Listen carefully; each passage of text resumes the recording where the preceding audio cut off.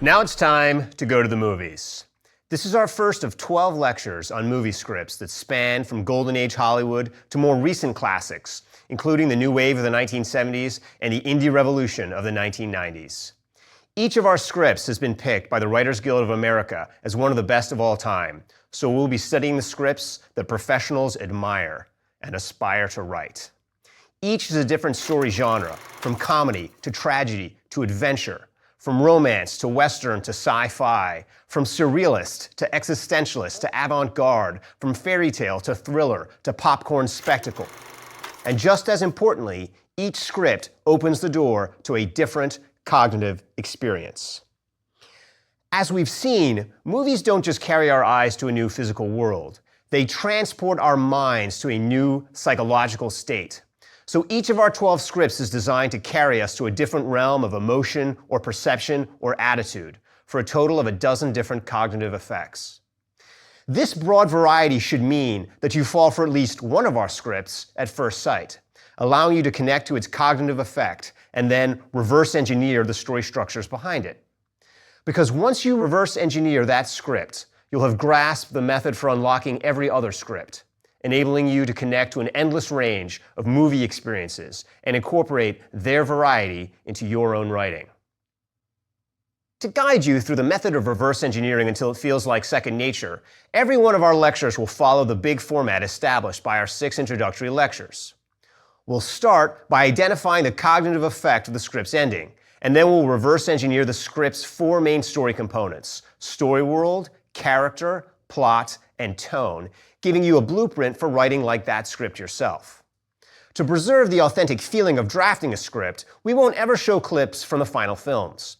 Instead, when we want to explore a specific scene, we'll do what screenwriters do and have an impromptu reading, so we can focus on the words before the actors and the cameras start to roll. Like your favorite serial procedural on TV, these 12 lectures are designed to build off each other chronologically, if you do them in order. But they can also work as self-contained units. So if you ever feel lost or like you're just going through the motions, skip ahead.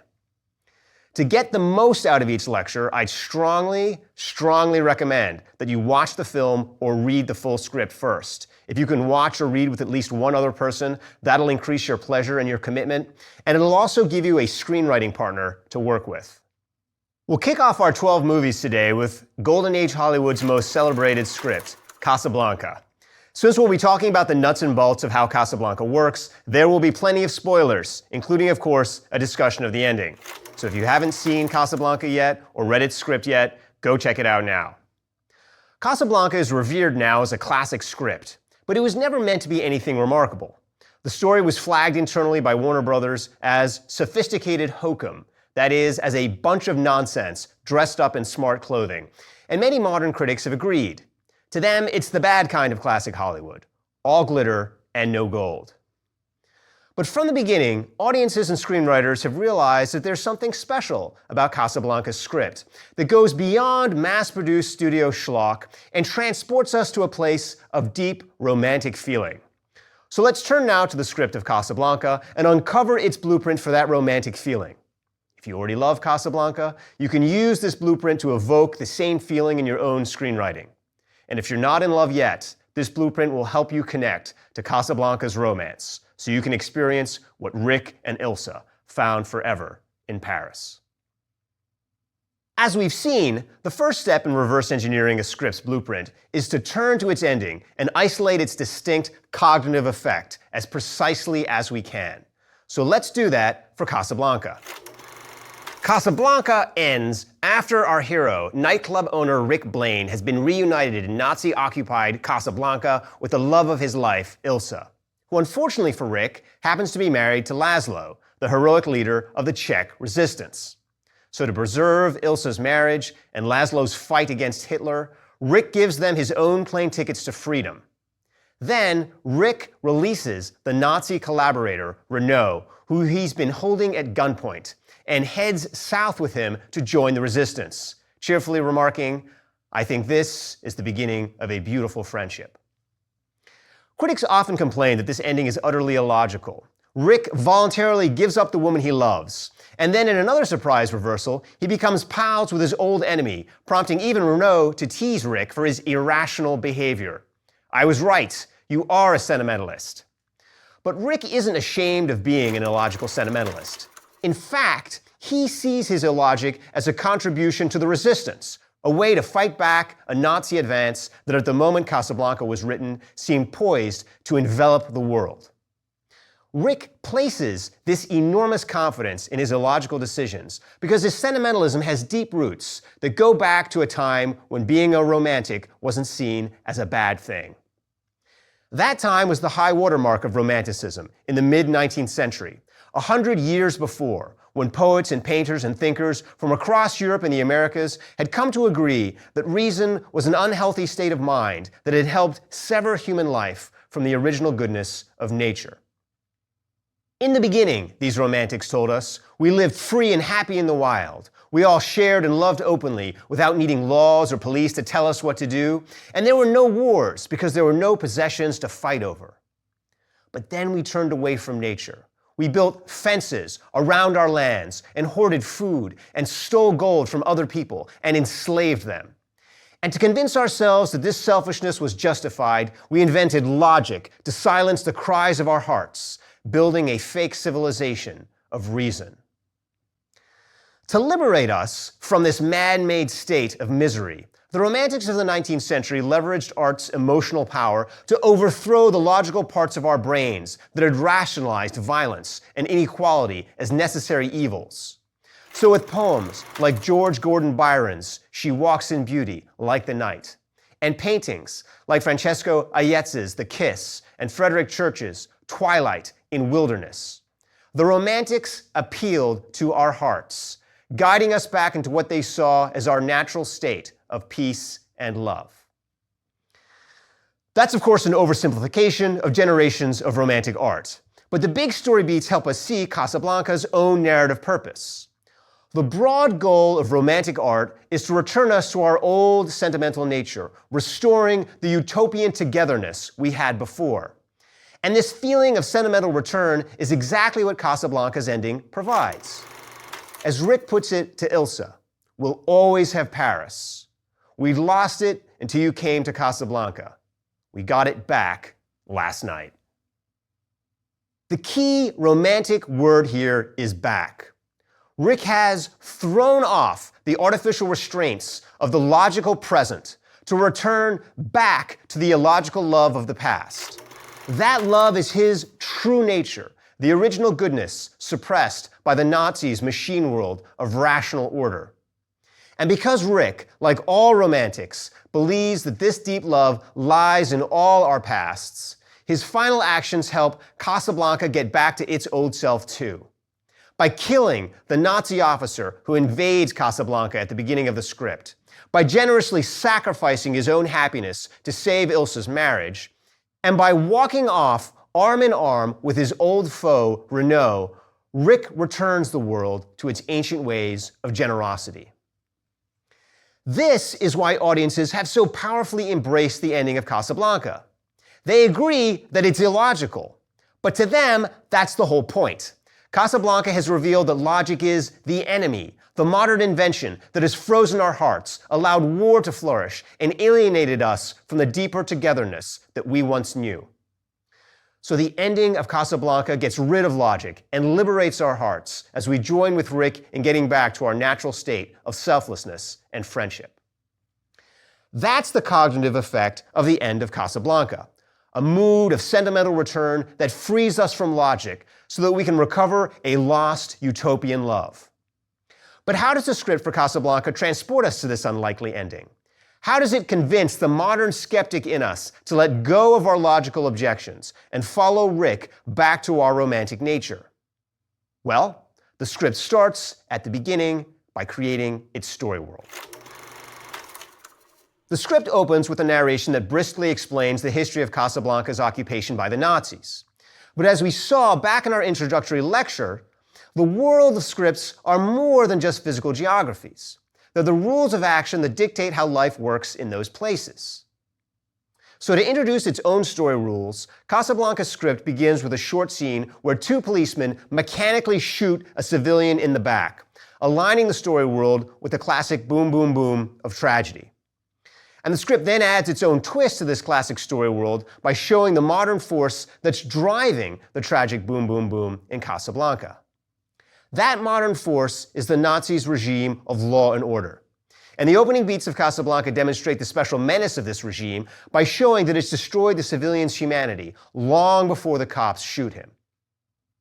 In these opening beats, the civilian is reduced to a series of lies and obfuscations. He claims not to have his papers when he knows he does, and he then tries to bluff the cops by producing papers that he knows are expired.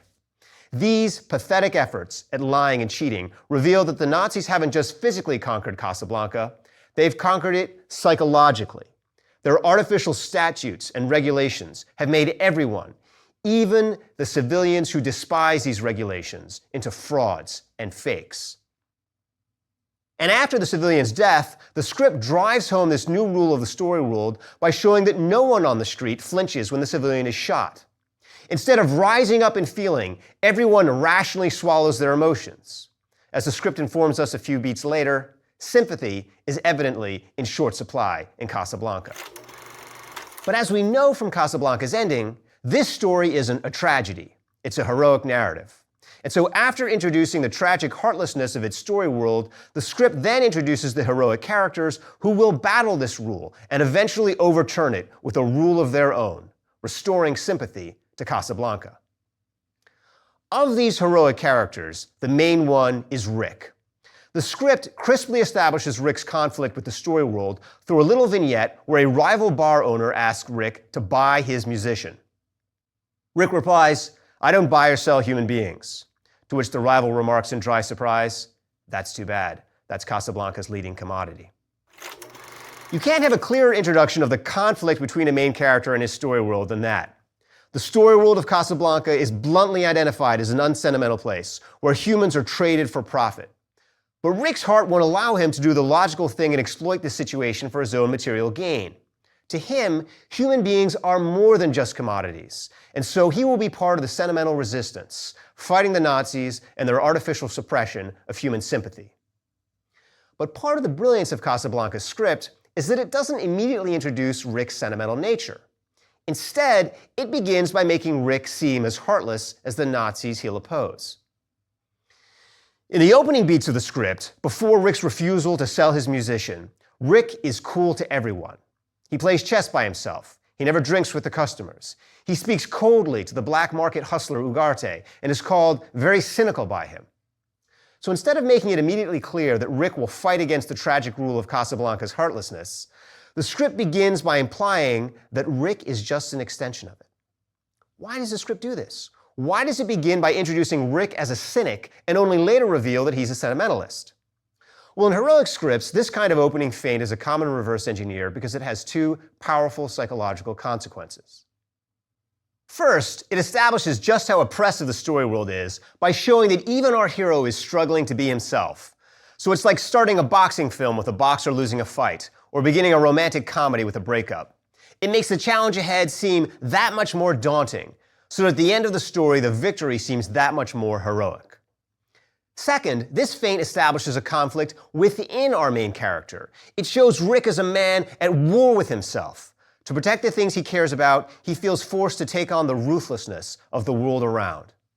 As Laszlo expertly diagnoses Rick, "You know how you sound? Like a man who's trying to convince himself of something he doesn't believe in his heart." This ongoing inner conflict is the special third technique that we saw back in our introductory lecture on character. It reveals that Rick has two deep fears.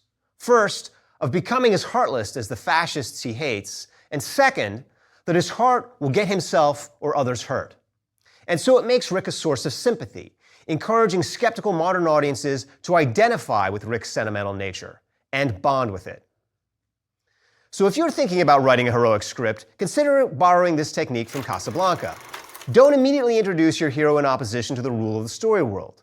Instead, begin by having your hero embody that rule, suggesting that he's been beaten down or brainwashed, before you then dramatize his first moment of resistance. If you rewatch your favorite heroic scripts, you'll see that many of them introduce their heroes to this kind of opening feint, because it raises the stakes and instantly creates sympathy for the hero's struggle, helping the audience go along. From here, Casablanca's script then introduces us to a series of other characters who are also closet sentimentalists, forced to hide their romantic emotions to survive in this heartless place. There's Ilsa, who's had to suppress her feelings for Rick in order to help her husband Laszlo fight for the resistance. And there's Laszlo himself, who remarks to Rick, "Apparently you think of me only as the leader of a cause. Well, I am also a human being." And perhaps most surprisingly, there's Renaud, the man in charge of the cops who kill the civilian in the opening scene. We see glimmers of what Renaud calls his romantic nature when he admits that he doesn't like the Nazi officer Strasser. And Renaud's sentimentalism comes out fully in the script's final beats when he throws a Vichy bottle in the trash and tells Rick that he wants to get back to the man he was before he repressed his true nature to go along with the Nazis' artificial logic.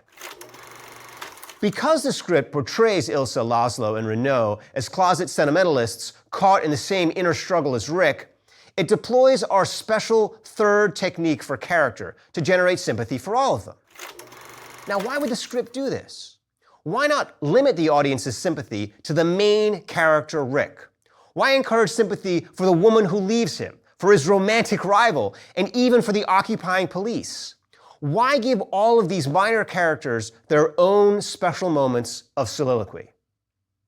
Well, it goes back to the precise cognitive effect that the script is trying to create. As we've seen, the script wants to generate a feeling of sentimental return, of reviving the love that lies slumbering in all of our hearts. And for this love to be in every heart, everyone in the script therefore needs to be a closet sentimentalist. To the romantic, after all, sentimentalism is the aboriginal state of every human, no matter how far that human might stray at times into cold, modern reason. And to restore the sentimental nature of its audience's hearts, the script needs to make them feel sympathy for all these characters. The Nazis have made sympathy in short supply. The script for Casablanca will battle against the Nazis' New World logic by restoring sympathy in abundance. The lesson here is that if you want your audience to experience a feeling of sentimental return, populate your script with plenty of minor romantics, and use our third technique for writing character to make all of these minor characters, including one of the antagonists, sympathetic. If you do this in other kinds of stories, it'll backfire. But if you're trying to recreate Casablanca's cognitive effect, it's the blueprint. Now let's reverse engineer Casablanca's plot. As we've seen, the core action of sentimentalism is release from the artificial constraints of logic into the free rush of feeling. To generate this experience in the audience, the first 90% of Casablanca's script is designed to manufacture what it calls an increasingly restless waiting in the audience's minds, prompting them to chafe against the restraints placed on their emotions and making them increasingly aggrieved with the cold logic of the story world. So that when the restraints are released at the end of the script, the audience throws off reason and abandons themselves to romance. This process of generating and then releasing suppressed feeling is driven by a number of different plot lines, but the main one is Rick's relationship with Ilsa. When Sam plays Rick and Ilsa's old song, As Time Goes By, the script reveals that there's a deep buried romance at its heart. And when Rick begins drinking with his customers, and the story flashes back to Ilsa and Rick's love in Paris, the script makes it seem like this romance will be quickly and powerfully restored. But then, the tragic logic of the story world reasserts itself. Paris is gone. Casablanca is a cold place. Rick and Ilsa's love is impossible. She's married, and her husband is a good man who needs her. So in other words, the plot half releases the deep feelings of romance, only to stuff them back into the box, teasing and then frustrating the audience's hearts. And the plot keeps the audience in this frustrated condition until almost its very end. For almost 2 hours, the plot forces the audience to sit in a state of waiting, until finally, Rick and Ilsa kiss. And in the script's final 16 pages, that is its final 10%, the plot's slow simmer suddenly becomes a white-hot thriller. The Germans close in. Rick apparently betrays Laszlo, then double-crosses Renault, then gives up the love of his life, then shoots a Nazi leader in broad daylight, and then escapes Casablanca. The script that had coolly forced its audience to wait suddenly erupts in heated action. The artificial constraints break, and the true emotions burst through. This unusually backloaded plot structure is beautifully reverse engineered to make the audience feel the experience of a romantic awakening. By providing a quick taste of Paris and then sharply reinstituting the coldness of Casablanca, the plot puts the audience in the same position as Rick and Ilsa, making them feel the ache of a lost time of feeling. And the longer that the plot refuses to reunite Rick and Ilsa, the more it makes the audience feel like their hearts are being artificially bent against their nature. So that when the restraints are released on the final pages, the audience's romantic sentiments spring back immediately and forcibly. And as the plot accelerates, it feels like a glorious and natural liberation of the heart. Casablanca's specific cognitive goals mean that its backloaded plot is not a universal formula for all stories. It's engineered to support a precise cognitive effect, which is just one of many different effects that scripts can generate. But that doesn't mean that you can't adapt the plot of Casablanca in your own scripts. Because if you want to give audiences the feeling of sentimental return, the plot of Casablanca is a great one to imitate. Start slow. So slow that you faint that your romantic hero has himself become heartless. Then tease your audience with a sudden flashback to a time of intense romance before slamming on a brake to cool the mood. And finally, in the last 10% of your script, release this artificial break all at once, shattering the cool logic of the world with sudden feeling. Now let's reverse engineer Casablanca's fourth and final story element, its tone. Since the overall cognitive effect of Casablanca is the chaining of romantic sentiment, the tone of its script is generally highly restrained. The action and the scene descriptions are terse, and the characters famously contribute to this mood with their hard-boiled dialogue. When it comes to women, you're a true Democrat. If he gets a word in, it'll be a major Italian victory.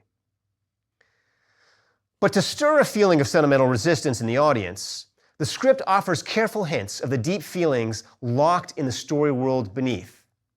Its primary narrative technique for doing so is to use its scene and action descriptions to offer sharp glimpses of the characters' hidden fears. So when Ilsa requests her old song from Sam, the scene descriptions abruptly reveal that there's some deeper mystery here that prompts a funny fear, making Sam nervous and uncomfortable and scared.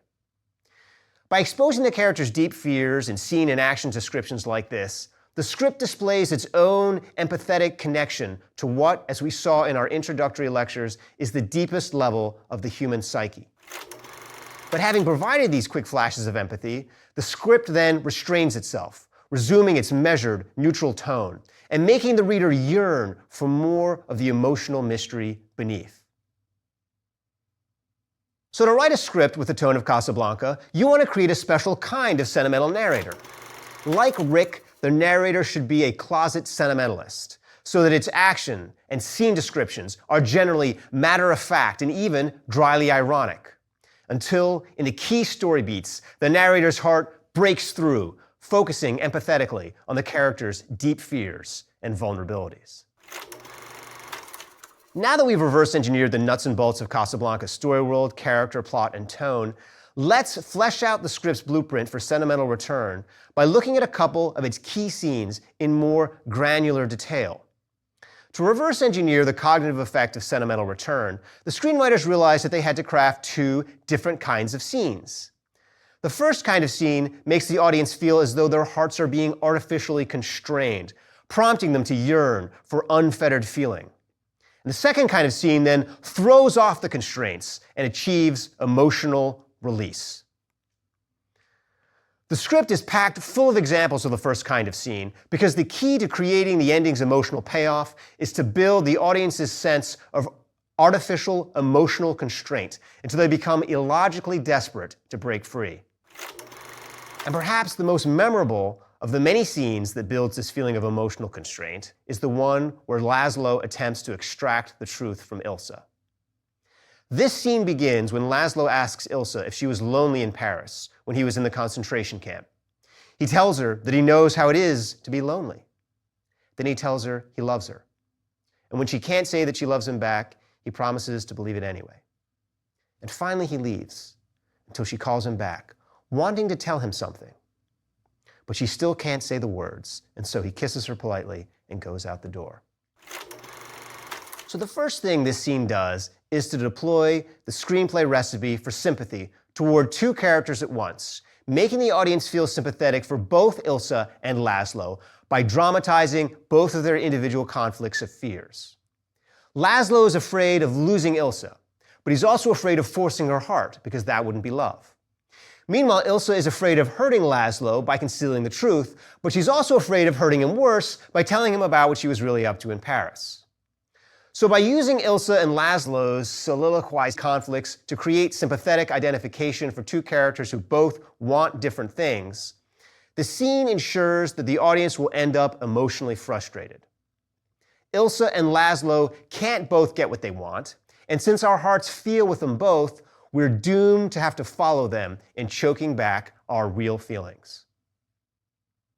From a screenwriter's perspective, the lesson to pick up here is that you can create a powerful experience of repressed feeling in audiences by portraying two sympathetic characters in conflict. By giving each character their own conflicted fears, and then putting these characters together in a situation where they each want something different, you make your audience's hearts yearn for emotions that cannot be fully consummated. And once you've generated this deep emotional ache in your audience's hearts, you can then engineer its release, which is what Casablanca's script does in the following scene, where Ilsa meets with Rick, addressing him as Richard, the name he used back in Paris. And as history returns, the characters get closer to their old nature, and the level of feeling increases until things finally escalate to Ilsa drawing a gun.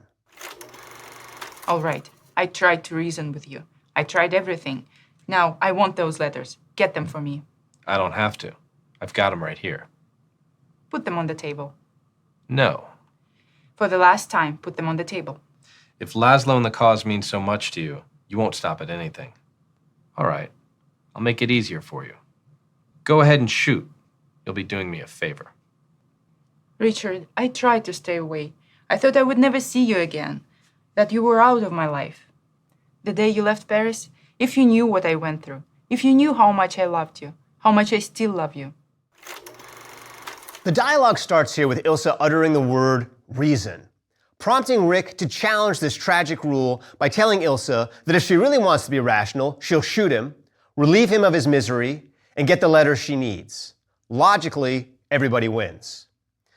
But Ilsa knows that to kill Rick would be to end her own dreams of love. And losing this love is her deepest fear, because to a romantic, nothing is more terrifying than existing in a loveless world. That's walking death. And as we know from our introductory lectures, characters cannot act against their deepest fear. This fear is what defines and drives them. So the scene is perfectly reverse engineered to force Ilsa's hand. Another kind of person would be willing to trade an impossible love for a more practical future. But Ilsa's fear compels her to act against logic. Dropping the gun and embracing Rick, she rejects the tragic rule of the story world and reverts to who she naturally was on that last day in Paris, her true romantic self. So Rick and Ilsa are brought back together by their shared fear of living without love. And when Rick and Ilsa throw off reason to recover their original feelings, this scene urges the audience to do the same. In Ilsa's last beat of dialogue before the kiss, she reminds us that love never fades. All of us still possess the illogical, generous hearts of our original nature. And because the previous scenes have relentlessly built up the audience's emotional repression, all but Casablanca's most glacial spectators have taken this opportunity to break free themselves, joining with Rick and Ilsa as they rebel against logic to experience a deeper romantic feeling. So if you want to inspire a feeling of sentimental return in your audience's hearts, that's Casablanca's two-part blueprint. First, construct most of your script out of scenes like the one between Laszlo and Ilsa, making your audience experience the emotional frustration of sympathizing with two characters who want different things.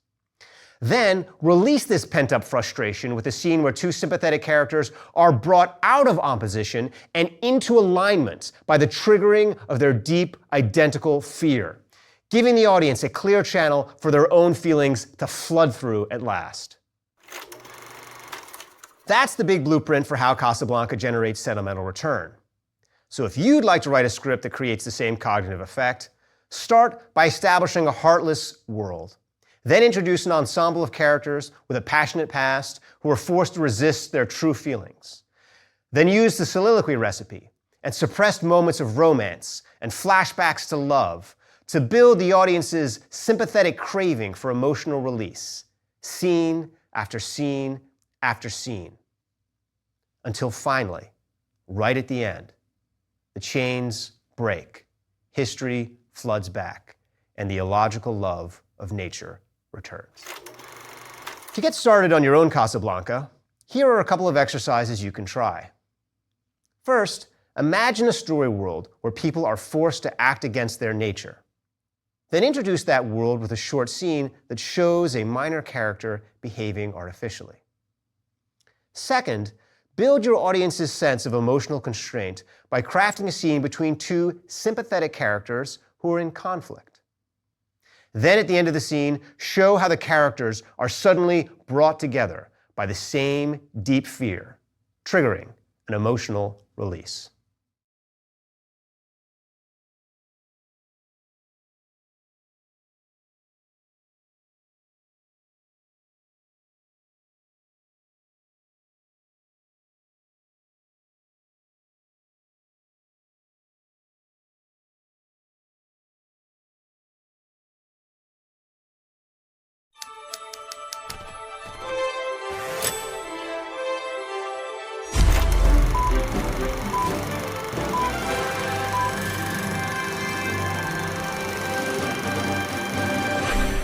The Godfather was meant to be just another cheap gangster flick, and then it ended up revolutionizing Hollywood. The script's premise was such a cliché that 12 directors turned it down, forcing Paramount Studios to turn to a young director filled with rebellious new ideas, because that young director realized that the time was ripe to smash up the Hollywood status quo. By the early 1970s, the old Hollywood studio system that had created Casablanca was in crisis. Struggling to connect with audiences, it had degenerated into manufacturing empty spectacles, churning out by-the-numbers musicals and action epics and melodramas. It was considered artistically bankrupt, and it seemed in danger of going under financially as well. So Francis Ford Coppola, the young director of The Godfather, turned to European cinema for inspiration, stealing two innovations from the French avant-garde and Italian neo-realism. First, The Godfather abandoned the artificial conventions of studio filmmaking to embrace a more realistic aesthetic. The Godfather was shot on location, not on studio sets. Elaborate camera shots and zoom lenses were abandoned for a more stripped-down cinematography. The script adopted an intricate, multi-layered narrative that had more of the texture and complexity of everyday life.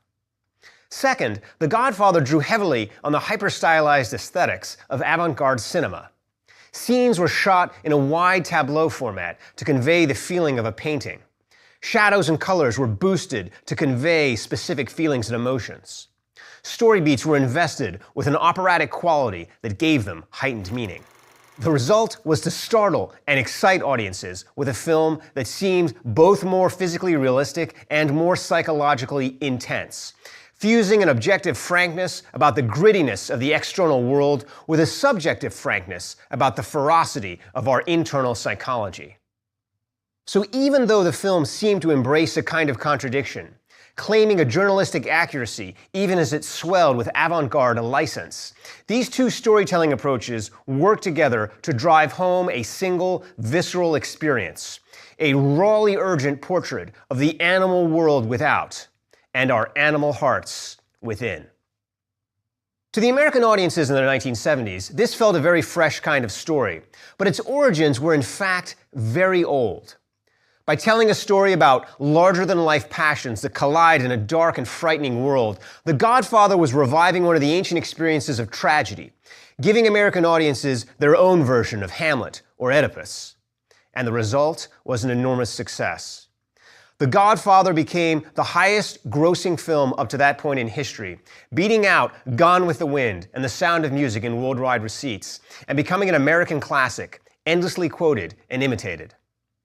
So in this lecture, we'll study The Godfather's blueprint for reviving the cognitive experience of ancient tragedy, enabling you to write a modern tragedy of your own. Following our method of reverse engineering, our first step in deriving The Godfather's blueprint will be to turn to the script's ending and isolate its distinct cognitive effect as precisely as we can. Which is to say, if you haven't watched the film or read the script, hit pause now so you can do so. The script ends with the ascension of Don Corleone's son, Michael, to his father's throne. But just as Michael prepares to become the new Godfather, he's confronted by his wife, Kay, who's been told that Michael has had his sister Connie's husband murdered. Michael responds at first by blowing Kay off, ordering her not to ask him about his business. But as Kay persists, he loses his temper.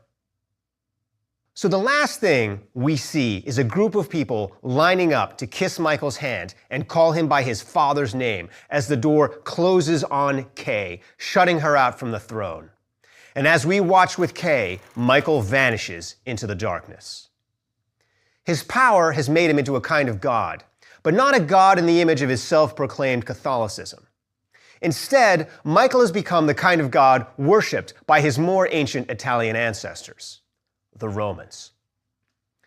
The Romans believed the man with the power of a Caesar could literally make himself a deity. And the greatest god in the Roman pantheon was not a kind god or an honest god.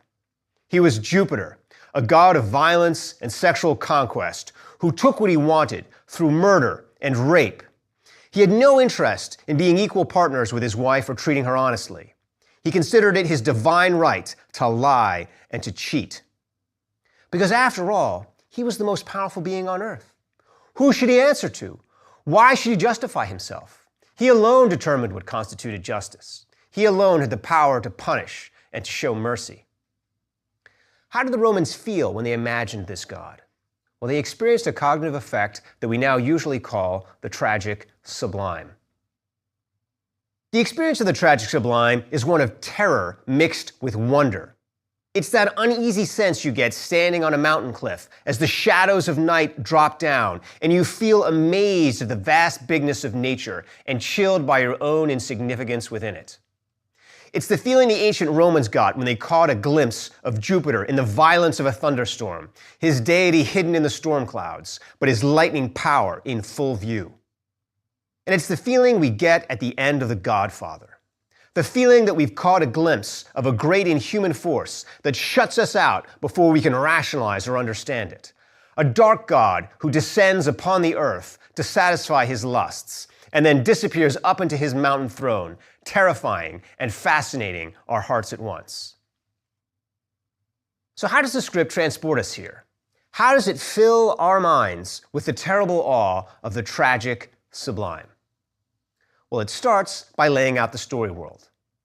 The world at the beginning of the Godfather script is very like the world we see at the end, because as we've seen with Chinatown and Hamlet and other tragic scripts, the story world of tragedy defeats the hero, returning in the final scene to where it started. So the same way that the Godfather script ends on a note of sublime power, it begins on a note of sublime power, because the world at the beginning, like the world at the end, is that of the Godfather.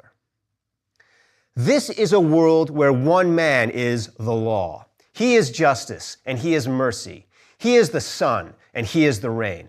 So his rule is the rule of the story world. To convey this world-building rule, the script begins on the face of a minor character, Buonasera, who has come to visit Don Corleone, the original Godfather. But we don't see Don Corleone at first. We just see Buonasera. Why do this? Why not show Don Corleone first? Why open on a minor character? Well, for the same reason that the script ends by shutting the doors on Michael. The way to preserve a sense of majesty is to hide the god from view. The more we look directly at something, the less mysterious it seems. But the more the shadows gather, the more it seems sublime. The script then heightens this mood of the tragic sublime by having Bonacera tell a little story about the American dream and how it turned out to be a lie. In good, democratic fashion, Bonacera gave his daughter her freedom. But the result of freedom was not a happy one. His daughter was treated like an animal by men who tried to satisfy their lust on her. So now Bonacera has come to Don Corleone for one thing. He has come for justice. Bonacera's tale drives home the central rule of the Godfather story world. This is a world where the new ways of democracy have failed. We all wanted to believe in the better nature of men. We all wanted to believe that men were worthy of freedom. But the result has been a nightmare. Without something strong to restrain their worst instincts, men have degenerated into animals. So to set things right, the laws of American democracy must be abandoned, and the old rule of the Godfather must be restored. We must go back to a time when we put our faith in powerful men to protect us. We must go back to the days of the Caesars to find justice. That is the story world of the Godfather. It's a dark world where people are by nature beasts, and so we must seek protection from the strongest beast that we can find. So like Casablanca, The Godfather is about a return to human nature. But where Casablanca adopts the romantic idea that our ancient nature is love, The Godfather takes the Roman view that we are by nature animals of lust and violence. And in this wild of nature, the only thing that can save us from destruction is a strong patriarch, a man who is our divinely potent guardian, our God Father. The Godfather begins and ends on this note of tragic power because it wants to maximize the ironic effect of the tragic sublime, of the boom, boom, boom of history repeating. But the fact that the script starts where it finishes doesn't mean that nothing happens in between. Because right after the script establishes its story world, it introduces a tragic hero in conflict with its story world. And that tragic hero is Michael.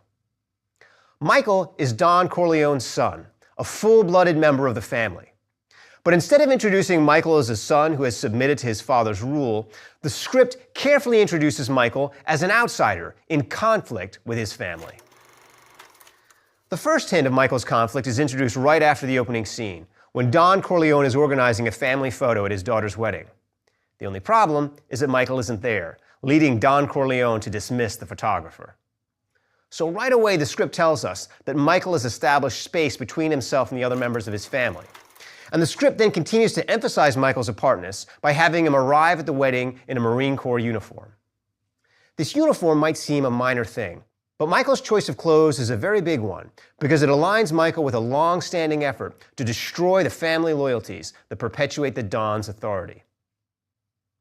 That anti-familial effort began back in the ancient days of Athens, when the original Democrats set out to smash the aristocratic dynasties and nepotistic clan allegiances that hindered the formation of free and equitable governments. In a democracy, we were all brothers and sisters. Every citizen was your sibling. The old sacred ties of blood were gone, allowing citizens to put their families in the care of the public and risk their lives fighting in the state militias that fought back the monarchies of Sparta and Persia. That was the ideal anyway.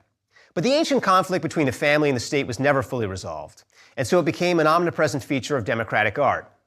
For a classic example, there's the Greek tragedy Antigone. And in The Godfather, this same tragic conflict between the family and the democratic state is written into the script by Michael's military history. By signing up to be a Marine, Michael has sworn a deep commitment to democracy. He's put his life on the line for something bigger than his family. He's gone to war in the service of people with whom he has no direct blood ties, fellow Americans he'll never meet. This military service on behalf of American democracy is the deepest possible threat to his father's power, which relies entirely on the primordial culture of family bonds. And so when Michael shows up at the wedding in his Marine Corps uniform, dating a woman who knows nothing about his family, he dramatically illustrates his independence from the Godfather's rule. It's the figurative equivalent of spinning on Don Corleone's power. And it's such a public overcompensation that it reveals that Michael's deepest fear is becoming his father. But of course, Michael will become his father. Because in tragedy, the main character's deepest fears always come true. This is the deep irony of tragedy, which is why the script cleverly has Michael tell his date a little anecdote about his father's barbaric methods. An anecdote that Michael caps with the reassuring remark, "That's my family. It's not me," setting up the ironic reversal where Michael outdoes his father in barbarity. So that's The Godfather's blueprint for introducing a tragic hero.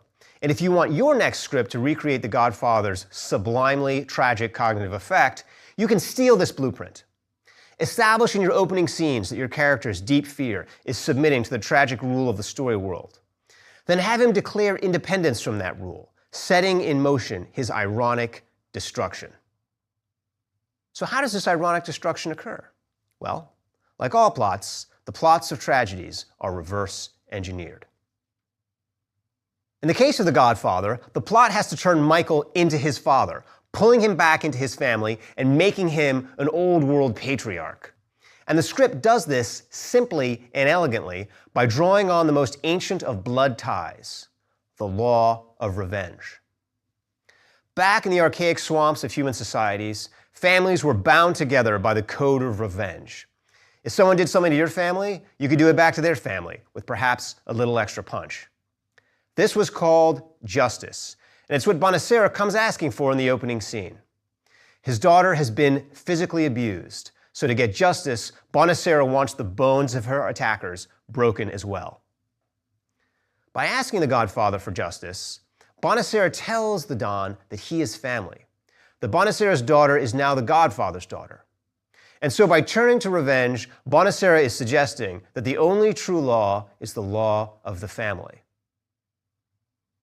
This law of family, as we've seen, is a deep threat to democracy, which is why democratic societies have historically tried to outlaw the old code of an eye for an eye, replacing the primordial justice of the family with modern law courts and prison sentences, as the Athenian playwright Aeschylus dramatizes at the end of the Oresteia. The plot of The Godfather does the opposite. Instead of using democracy to break the blood cycle of revenge, it uses the blood cycle of revenge to break democracy. To accomplish this, The Godfather reverse engineers a sequence of plot points that draw Michael step by step into the old code of revenge, severing his connection to American democratic justice and pulling him back into his family. Since revenge begins when someone in a family is made a victim, and since the script for The Godfather wants Michael to become his father, it starts its reverse engineer by making Michael's father into a victim. How do you make a ruthless gangster into a victim? Well, you introduce a worse villain into the story world, which in this case is organized narcotics. Don Corleone takes a stand against this antisocial menace, transforming himself from a predatory thug into a civic-minded hero. And Don Corleone then becomes a victim when the script contrives to have him attacked for his resistance to the narcotics business, sending him to a hospital and reigniting Michael's dormant family loyalties. From here, the script reverse engineers an escalation in Michael's loyal behavior by having him visit the hospital at a moment when some corrupt cops have dismissed his father's bodyguards. Once again, Michael's father is made the victim, but this time, Michael is on the scene. Wheeling his father into another room, Michael tells Enzo to scare away any assassins by walking around like he's got a gun in his pocket. The brilliance of the reverse engineer in this scene is how it draws Michael step by step towards acting like a gangster without actually becoming one. There's no gun, just a hand in a pocket, allowing Michael to justify his behavior as reasonable by saying that he's not doing anything criminal or aggressive. American democracy and its corrupt cops have abandoned his father to die, so he's simply stepping in to do the right thing. From here, it's a short step from passively defending his family to actively defending them, and Michael will soon gun down the drug baron who shot his father.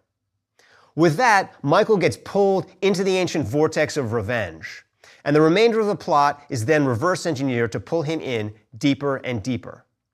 Michael's new wife is murdered by a car bomb. Michael's older brother, Sonny, is killed in his car. And so Michael responds by taking an eye for an eye. He wipes out the other New York Dons and has his brother's killer choked to death. Revenge is his. And yet really, the winner is not Michael. The winner is the world he once opposed. Because what the plot has done is destroy the democratic Marine that Michael once was and replace him with an even more ruthless version of his father. His father's old rivals are gone, and the new Godfather rules unopposed. It's a classic, tragic plot. Meet the new boss, same as the old boss. So whether or not you want to write a mob movie, the plot of The Godfather offers a blueprint for recreating the sublime effect of ancient tragedy.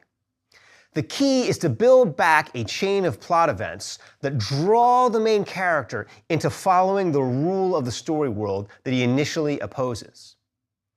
If the rule of the story world is greed, then our generous main character must be drawn into rapacity. If the rule of the story world is war, then our peaceful main character must be drawn into battle. If the rule of the story world is fate, then our independent-minded main character must become the instrument through which an old prophecy comes true. So step by step, reverse engineer your plot to make your main character do the thing that he initially defined himself against, eroding the difference between him and the story world until, like Michael, he is finally swallowed up.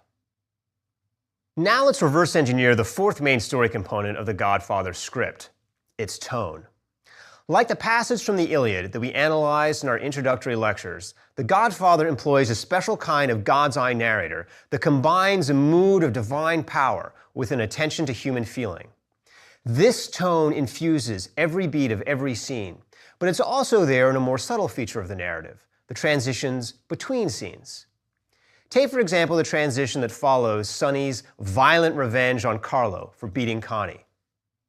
Sonny has just punched and kicked and bit Carlo, smashed his head with a garbage can lid, and finally loomed over Carlo's unconscious body with the threat, "Touch my sister again, I'll kill ya." Then, without missing a beat, the narrative transitions to Michael's wedding, the sound of church music, and a priest chanting in the mysterious ancient language of Rome, "In nomine Patri, et Filii, et Spiritus Sancti, Amen." By connecting Sonny's revenge to Michael's wedding, the narrative establishes the yoking together of worldly violence and otherworldly awe that defines the tragic sublime. The fleshly love of Sonny for his family merges with the higher love of the Holy Spirit. The bloodlust of revenge is married to the mystical meanings of a Latin incantation, so that brutality and divinity, fear and wonder meld into one.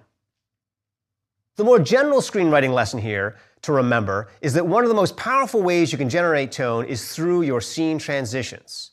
So don't just roll from one story beat into the next, allowing the plot to drive your scene breaks.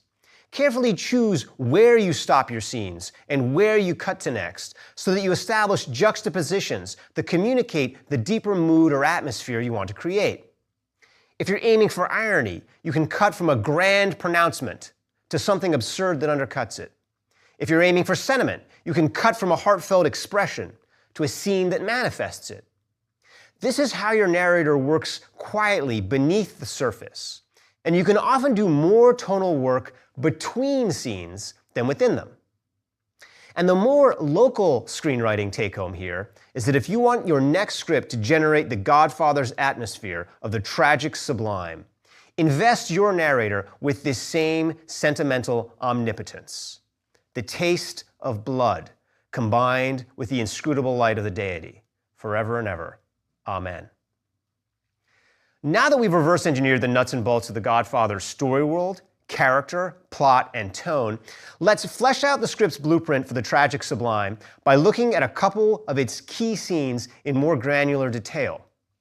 For the first, let's look at perhaps the script's most important scene, the one where Michael finally crosses over, leaving democracy to become his father's son. Which is to say, let's dig into the story beat that we glossed over in our plot summary when we said it was a short step from Michael passively defending his family to actively defending them. To accomplish Michael's transition from Democrat to demagogue, the script first needs to create an opening for Michael to insert himself into the Godfather's realm, which it does by reverse engineering a conflict within the Godfather's story world, as embodied in the conflict between Sonny and Hagen, the Don's lawyerly consigliere. Hagen is cool-headed, clear-minded, and always has his eyes on what's best for the business. Sonny is the opposite, passionate, impulsive, taking everything personal. Both are essential to the survival of the Godfather story world.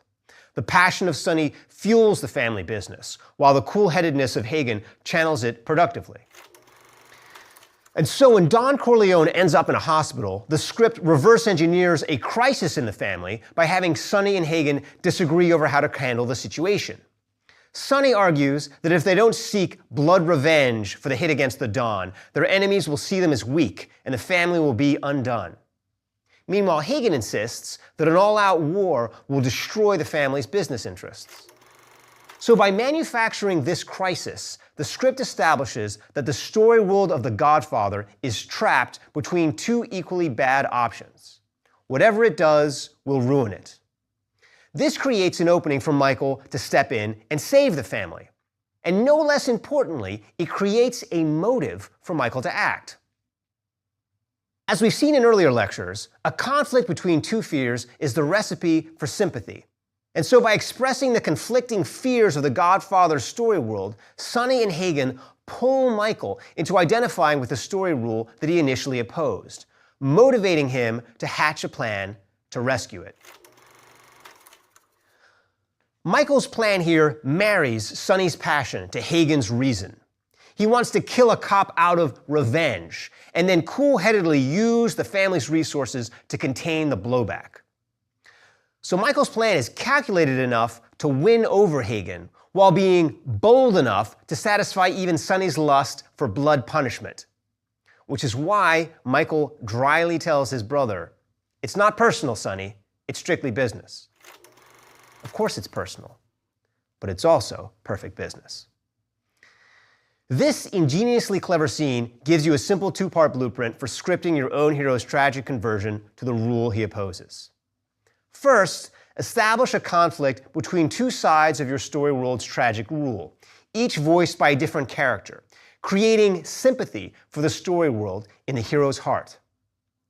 Then show your tragic hero resolving the conflict that he's been drawn into, so that in acting with heroic sympathy, he's ironically helping to restore the story world that will consume him.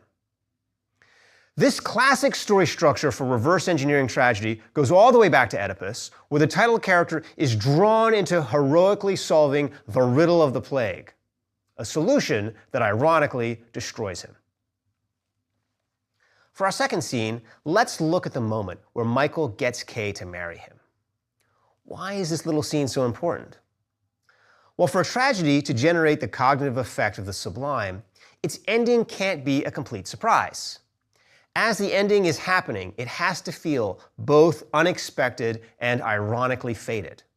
Like the fulfillment of the prophecy in Oedipus, it has to seem stunning, yet inevitable. To instill this feeling of sublime necessity in the closing moment where Michael shuts the door on Kay, the script therefore uses the marriage proposal scene to give the audience an earlier glimpse of Michael's cool willingness to treat Kay like a pawn. The scene begins when Michael, freshly returned from Sicily, picks Kay up from her job at school and takes her on a private walk, his car following ominously behind. I'm working for my father now, Kay.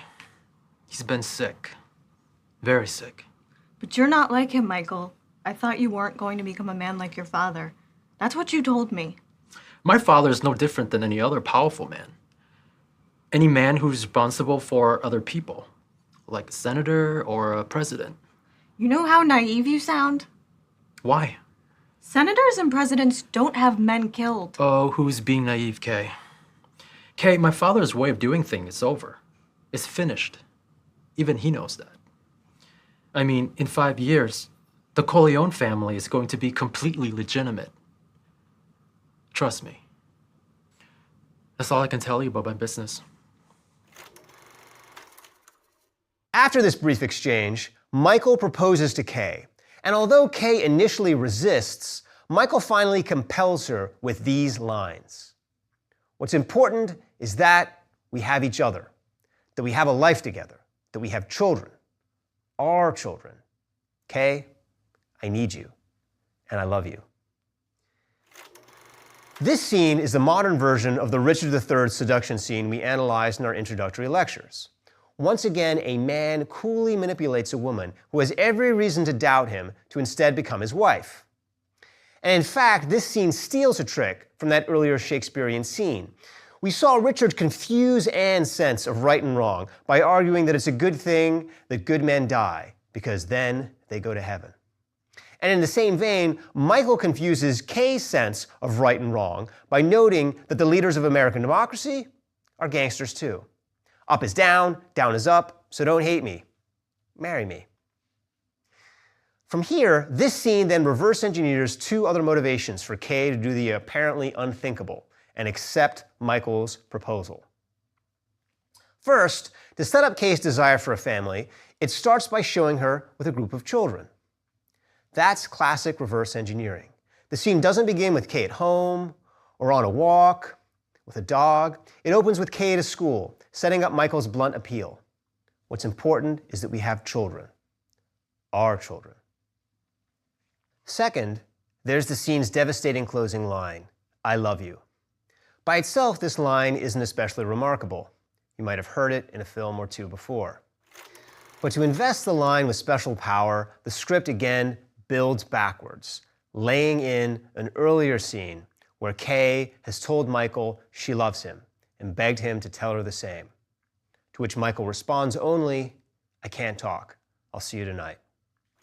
So Kay and the audience have been waiting the whole rest of the script for Michael to say, I love you, ensuring that when he does, it seems more truthful than it is. Once again, the secret to making the scene work is identifying where you need to go, and then plotting back in your script to prepare the way. So whether or not you're writing a tragedy, the screenwriting lesson of Michael's seduction of Kay is that whenever you need to make a scene feel smoothly inevitable, go back and stack the deck in your earlier scenes.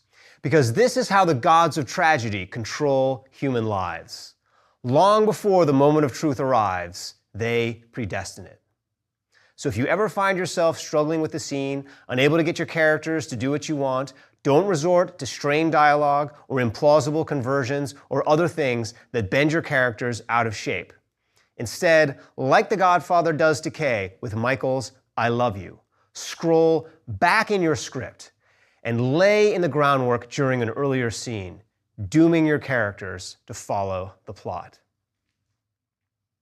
If you want to evoke the tragic sublime in your audience's mind, you can't find a better blueprint than The Godfather script. Adopt the tone of an omnipotent, sentimental narrator and give your audience a hero who steadfastly opposes the core rule of his story world. And then back-build a plot that pulls in the hero bits by bits until he ironically becomes the rule himself.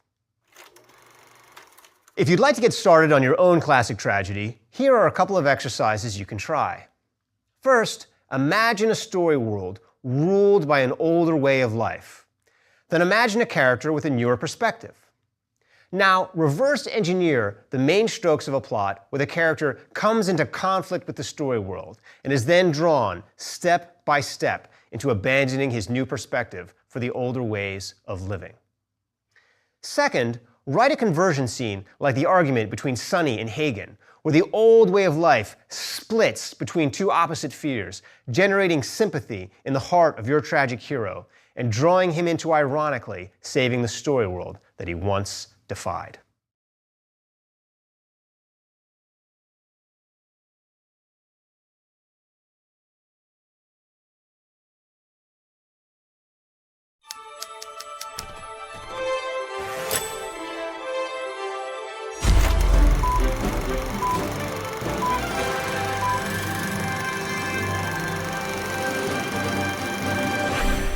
When Harry Met Sally was an unexpected smash hit. It debuted in only 41 theaters, but became one of the highest-grossing films of the year, making back its initial budget 5 times over and earning Nora Ephron an Oscar nod for Best Script. Much of its genius came from the fact that it felt so incredibly fresh. Here, for the first time on screen, were things that so many people had come to feel about their own relationships, but had never dared to say out loud. And yet, as we'll see over the next 30 minutes, When Harry Met Sally also succeeds because of its classic story structure, which goes back well over 2,000 years to ancient Greek New Comedy.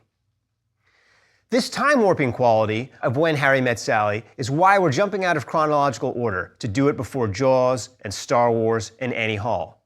Because When Harry Met Sally is a forward look back, a nuptial union of new and old, ahead of its day, but also behind. By achieving this happy marriage of innovation and tradition, When Harry Met Sally offers us a blueprint for the third of the 3 classic genres we discussed in our lecture on Story World. Those 3 are the heroic, which we saw in Casablanca, the tragic, which we saw in The Godfather, and the comic, which we'll dive into now. Unlike the characters of classic heroic narratives, the characters of comedies don't succeed in changing their story worlds. Instead, just like in classic tragedies, the characters start out at odds with the rule of the story world and end up submitting to it. But as we'll see in this lecture, there's one big difference between the structure of tragedies like The Godfather and comedies like When Harry Met Sally, which is that in comedies, the character's submission to the world is a source of joy. Because in comedy, the bigger forces that defeat the characters are wisdom and caring and community. The young and rebellious have their eyes open to what their elders have long ago discovered, that when you let go of your ego, you can complete yourself with something bigger: love. This ancient story structure can sometimes baffle modern writers because most film scripts with happy endings now tend to have some variety of heroic structure. That's our modern frame of mind. We think that to be happy, we need to change the world. But sometimes we can be better off when our heroic efforts fail and we don't get what we want. Because sometimes we don't know what's best for us. We can be wrong, and the world can save us from ourselves. That's the anti-heroism of comedy. And throughout this lecture, we'll use When Harry Met Sally to explore how this old story structure can still work today, so you can write a modern romantic comedy of your own. Following our method of reverse engineering, we'll recover the blueprint for When Harry Met Sally by turning to the script's ending and identifying its specific cognitive effect as precisely as we can.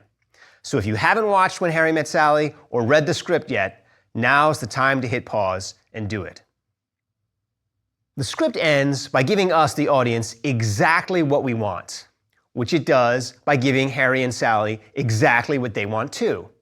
Harry and Sally have spent over a decade flirting and fighting and dating other people, but never finding what they really want: someone who loves them for their imperfections, freeing them from their fears and anxieties, and allowing them to know the blissful peace of the older couples who pop into the movie on the love seat to tell their true stories of love. And then, at the end of the movie, Harry and Sally sit on that love seat together, describing their wedding. We were friends for a long time. And then we weren't. And then we fell in love. 2 months later, we got married. It was a beautiful wedding. Yeah, we had this enormous coconut cake. Huge coconut cake with the tears and with this very rich chocolate sauce on the side. Right, because not everybody likes it on the cake because it makes it very soggy. Particularly the coconut soaks up a lot of that stuff, so it's important to keep it on the side. Right. This ending gives us a sense of completion, of finally getting what our hearts have ached for. And so its cognitive effect is known as romantic satisfaction. Finally, Harry and Sally have made it through the trials of life to find true love, discovering their own special happily ever after. So how do the earlier portions of When Harry Met Sally make us want this ending so badly? How does the script make us care about 2 characters we've never met before, filling our hearts with a deep desire to see them chit-chatting about the coconut cake at their wedding? Let's turn back to the script's beginning and see. When Harry Met Sally begins exactly where it ends, on the love seat. So man tells us, I was sitting with my friend Arthur Kornraum in a restaurant. It was a Horn and Hard Art cafeteria, and this beautiful girl walked in. And I turned to Arthur and I said, Arthur, you see that girl? I'm going to marry her. And 2 weeks later, we were married. And it's over 50 years later, and we're still married. With this opening vignette, Ephron's script establishes the core rule of its story world. That rule is this: love seems a crazy and impossible dream, but it's real, and it can last forever. This rule of comedy goes all the way back to the 4th century BCE in ancient Greece, and Ephron's technique for establishing this rule is also classic. In our introductory lectures, we saw that romantic comedies traditionally begin by introducing their lovers as adult children, which When Harry Met Sally will do in the following scene, when it shows Harry and Sally graduating from college, that moment where you suddenly feel like, this is it, I'm an adult now, and then you end up moving back in with your parents. And although the script doesn't show us Harry and Sally's actual parents, the opening vignette with the love seat gives us a metaphorical glimpse. Because the couple on the couch is a reminder of everyone's parents, of all the generations who've come before us to find the love that our characters and we ourselves hope to find. They tell us love can happen, not just in dreams, but in life. Hearts can find the missing things that make them whole. This rule of true love is so old that it can easily seem cliched, but Ephron's script makes the rule feel authentic by giving it a documentary feel. This isn't a Disney fairy tale with a cartoon Prince Charming. It's a true story about a totally regular guy who orders his lunch from cafeteria vending machines and whose friends have salt-of-the-earth names like Arthur Kornraum. Arthur Kornraum. This name is the sort of detail that makes Ephron's script feel so honest, so fresh, so modern. No Hollywood screenwriter would ever make up a name like that. It's so peculiar, it has to be true. But as fresh and authentic as the script's unvarnished details feel, they're once again a classic comic move.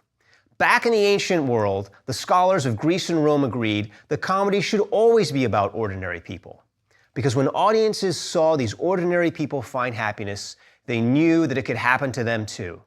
And so ancient comedies are filled with regular kooks with inelegant names and wacky life stories, just like Arthur Kornraum. This documentary inclusion of the idiosyncratic details of regular life is the trick to making the story world of classic comedy feel fresh. You can't change the core rule of comedy, because the rule of true love is always the same. But you can fill your story world with the peculiar romantic quirks and mores of your here and now, giving a modern sheen to a rule of attraction that goes back forever. Okay, so that's how When Harry Met Sally establishes the story world as a place in which everyday people can have their romantic dreams come true. Now let's look at how the script establishes its two main characters, Harry and Sally. When Harry and Sally are first introduced, they seem very different from each other. But in one key way, Harry and Sally are identical. And that is that they both think they have all the answers. Sally tells us up front, I have this all figured out. Specifically, she's figured out that she and Harry can break the driving down into 3-hour shifts, or they can do it by mileage. And also, as a life rule, she doesn't eat between meals. By giving Sally the line, I have this all figured out, the script crisply establishes the conflict between every rom-com character in their story world.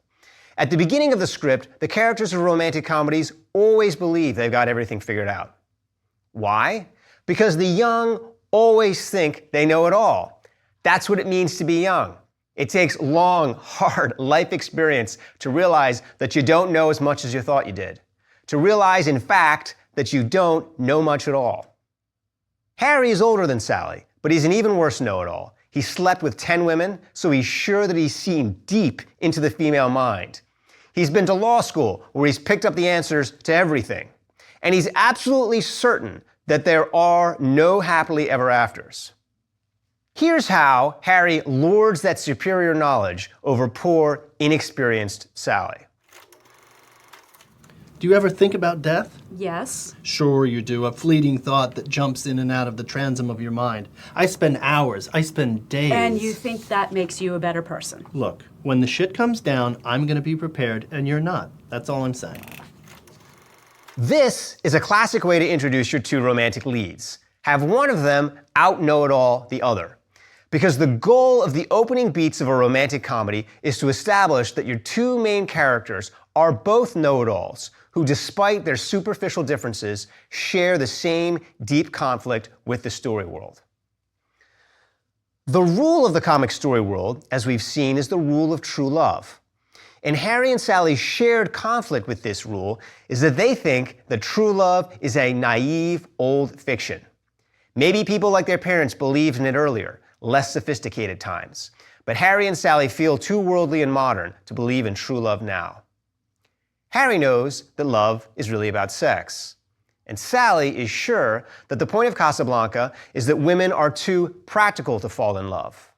Ingrid Bergman gets on the plane because she'd rather be in a passionless marriage as the First Lady of Czechoslovakia.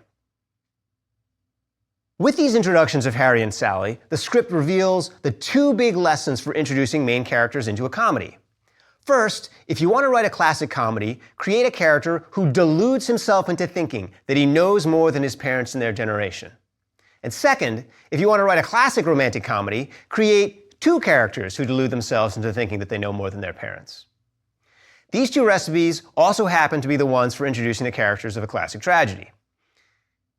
We saw in The Godfather that Michael thinks that he knows more than his father until he learns better and ends up becoming him.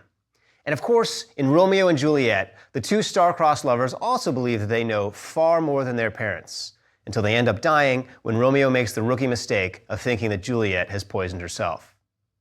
So what makes When Harry Met Sally structurally different from a tragedy? To see, let's turn now to the big difference between classic comedies and classic tragedies, the way that the conflict between character and story world plays out in the plot.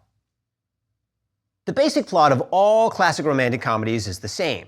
The two main characters are successively humbled, coming to realize that they didn't have it figured out after all. This again is the same as classic tragedy. Oedipus starts out convinced of his brilliance. After all, he was the one who solved the legendary riddle of the Sphinx. But then, when Oedipus unravels the secret of his birth, he realizes he didn't know so much after all. This progressive humbling of the main characters is why comedies start to feel more and more like tragedies as they go along. At some point, usually near the end, it starts to seem impossible for things to actually work out.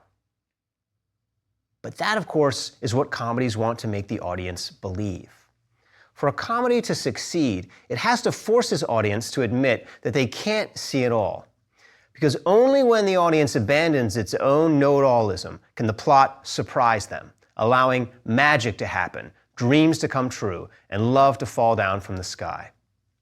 Comedy, in other words, needs to humble our certainty in order to reward us with a happiness that we thought was impossible. And that reward is what makes the plot of comedies different from tragedies. After the characters of comedy are humbled, they don't end up broken and alone.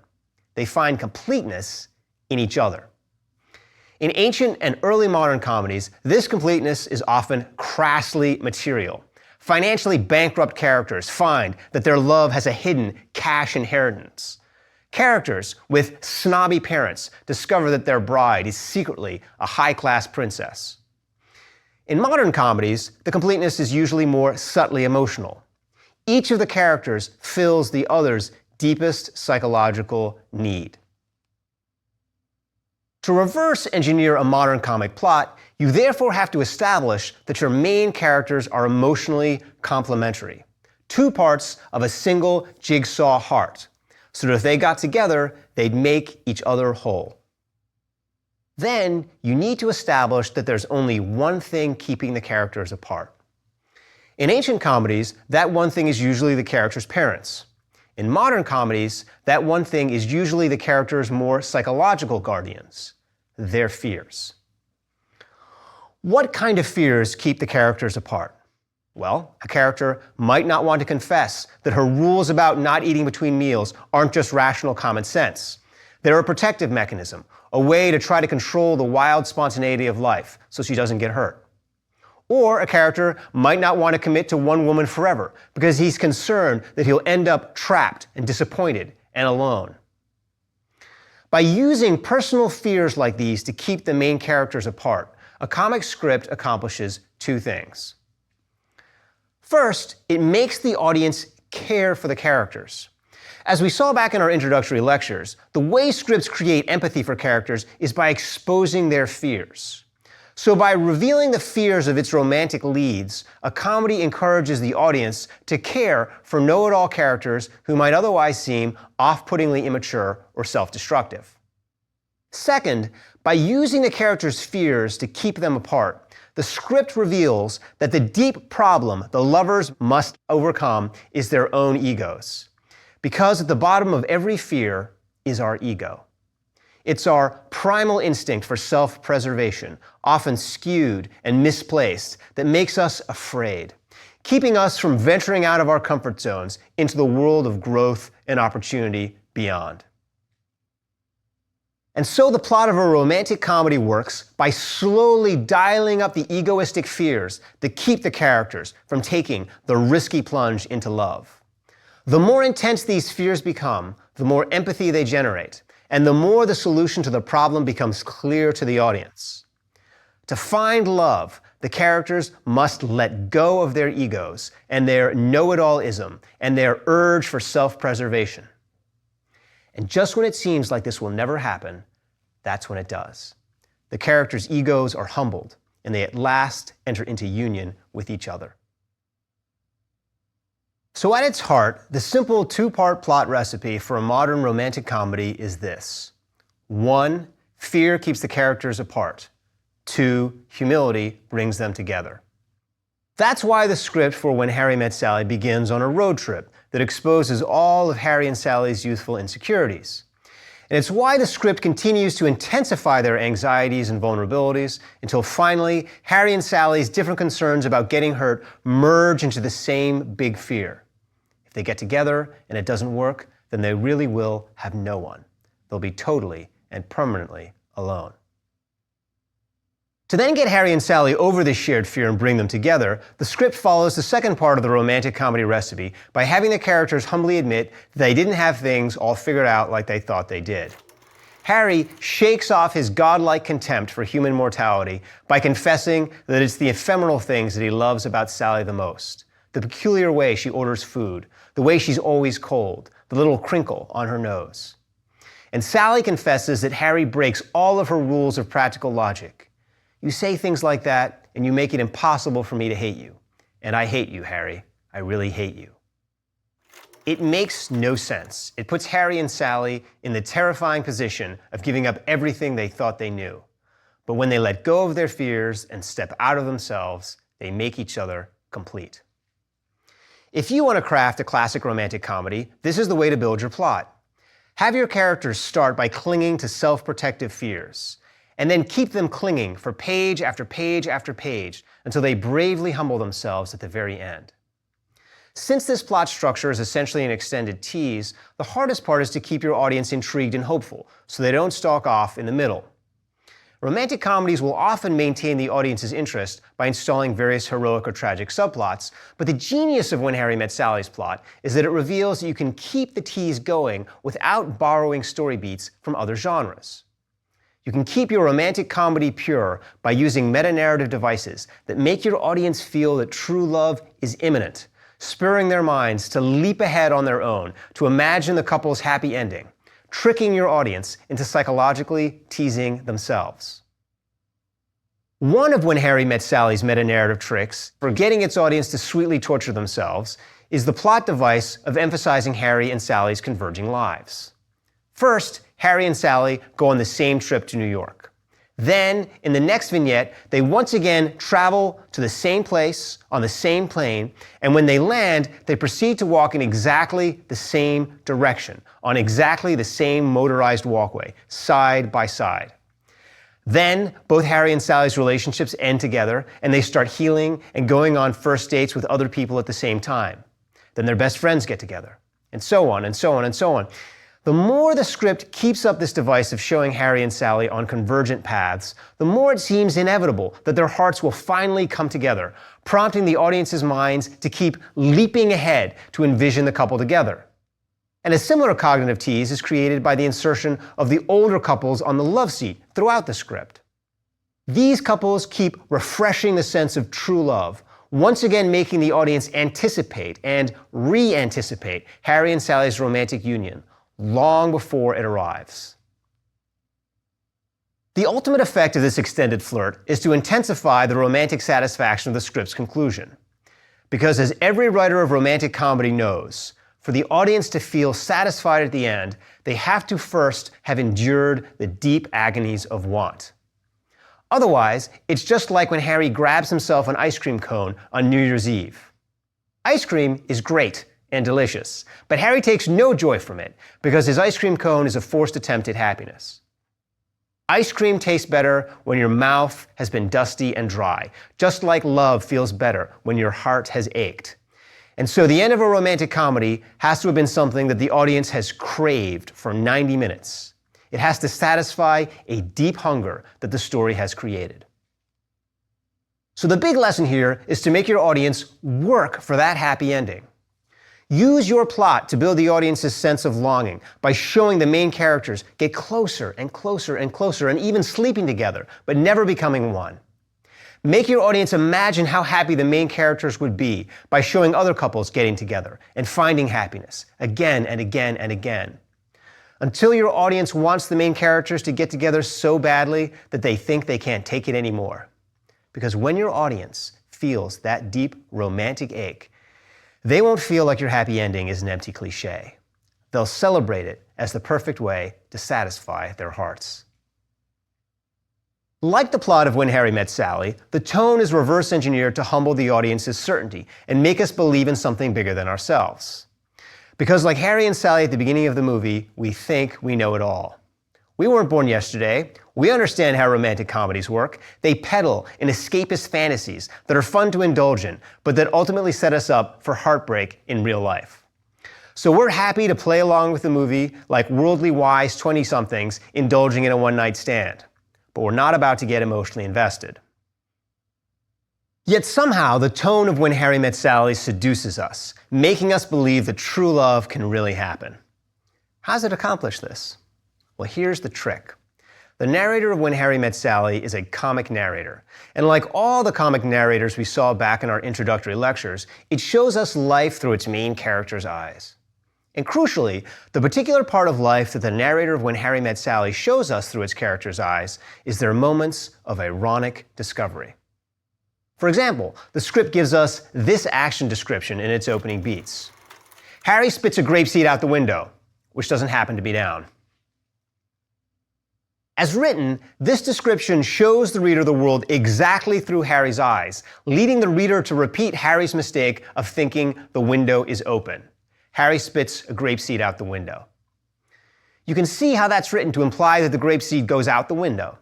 But then the next phrase reveals that both the reader and Harry have seen wrong, because the window in fact happens to be closed. By involving the audience in the character's point of view as they undergo these moments of ironic discovery, this style of comic narration accomplishes a double action of debunking the old romantic cliches while maintaining the audience's connection to the character's perspectives. The script's most famous example of this double action of making us bond with the characters as they debunk the old myths is the scene where Sally fakes it in the deli. We won't stage that one for you here, but I encourage you to enjoy it at home. By using a comic narrator, the script carries us through these ironic debunking moments on the side of the characters, making itself seem doubly authentic. First, it shows us what ordinary people really feel. And second, it gives us the deep truth about sex and love and relationships that other romantic comedies are too dishonest to reveal. And you can create the same authentic tone in your own scripts by using a comic narrator, as thousands and thousands of romantic comedies have done before. Win your audience's trust with a narrator who doesn't fall for the old lies and cliches, but honestly depicts the real world as regular people see it, so that when your script shows two of those regular people falling in love, we believe it must be true. Now that we've reverse engineered the nuts and bolts of When Harry Met Sally's story world, character, plot, and tone, let's flesh out the script's blueprint for romantic satisfaction by looking at a couple of its scenes in more granular detail. As we've seen, the cognitive effect of romantic satisfaction is reverse engineered by first creating a deep heartache in the audience. And to in turn reverse engineer that heartache, a script needs two big ingredients. First, an ironic debunking of old romantic cliches, and second, a deepening empathy for the romantic leads. So the script simultaneously withholds true love while making the audience crave it. So if we wanted to combine those two ingredients in a scene, how would we go about it? Well, to create a mood of ironic self-awareness, we'd pack the scene with sly gestures to old romantic Hollywood movies.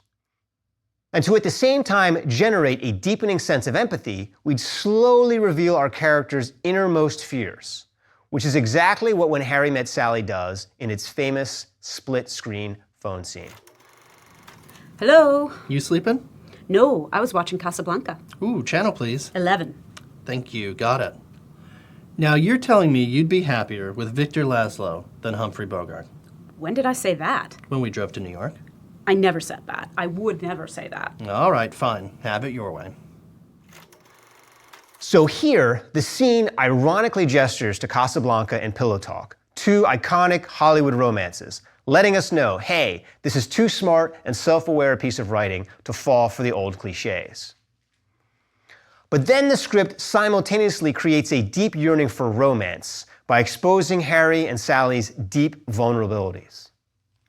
Both characters are revealed in the inner sanctums of their bedrooms, and both of them are still afraid of admitting that they don't have it all figured out.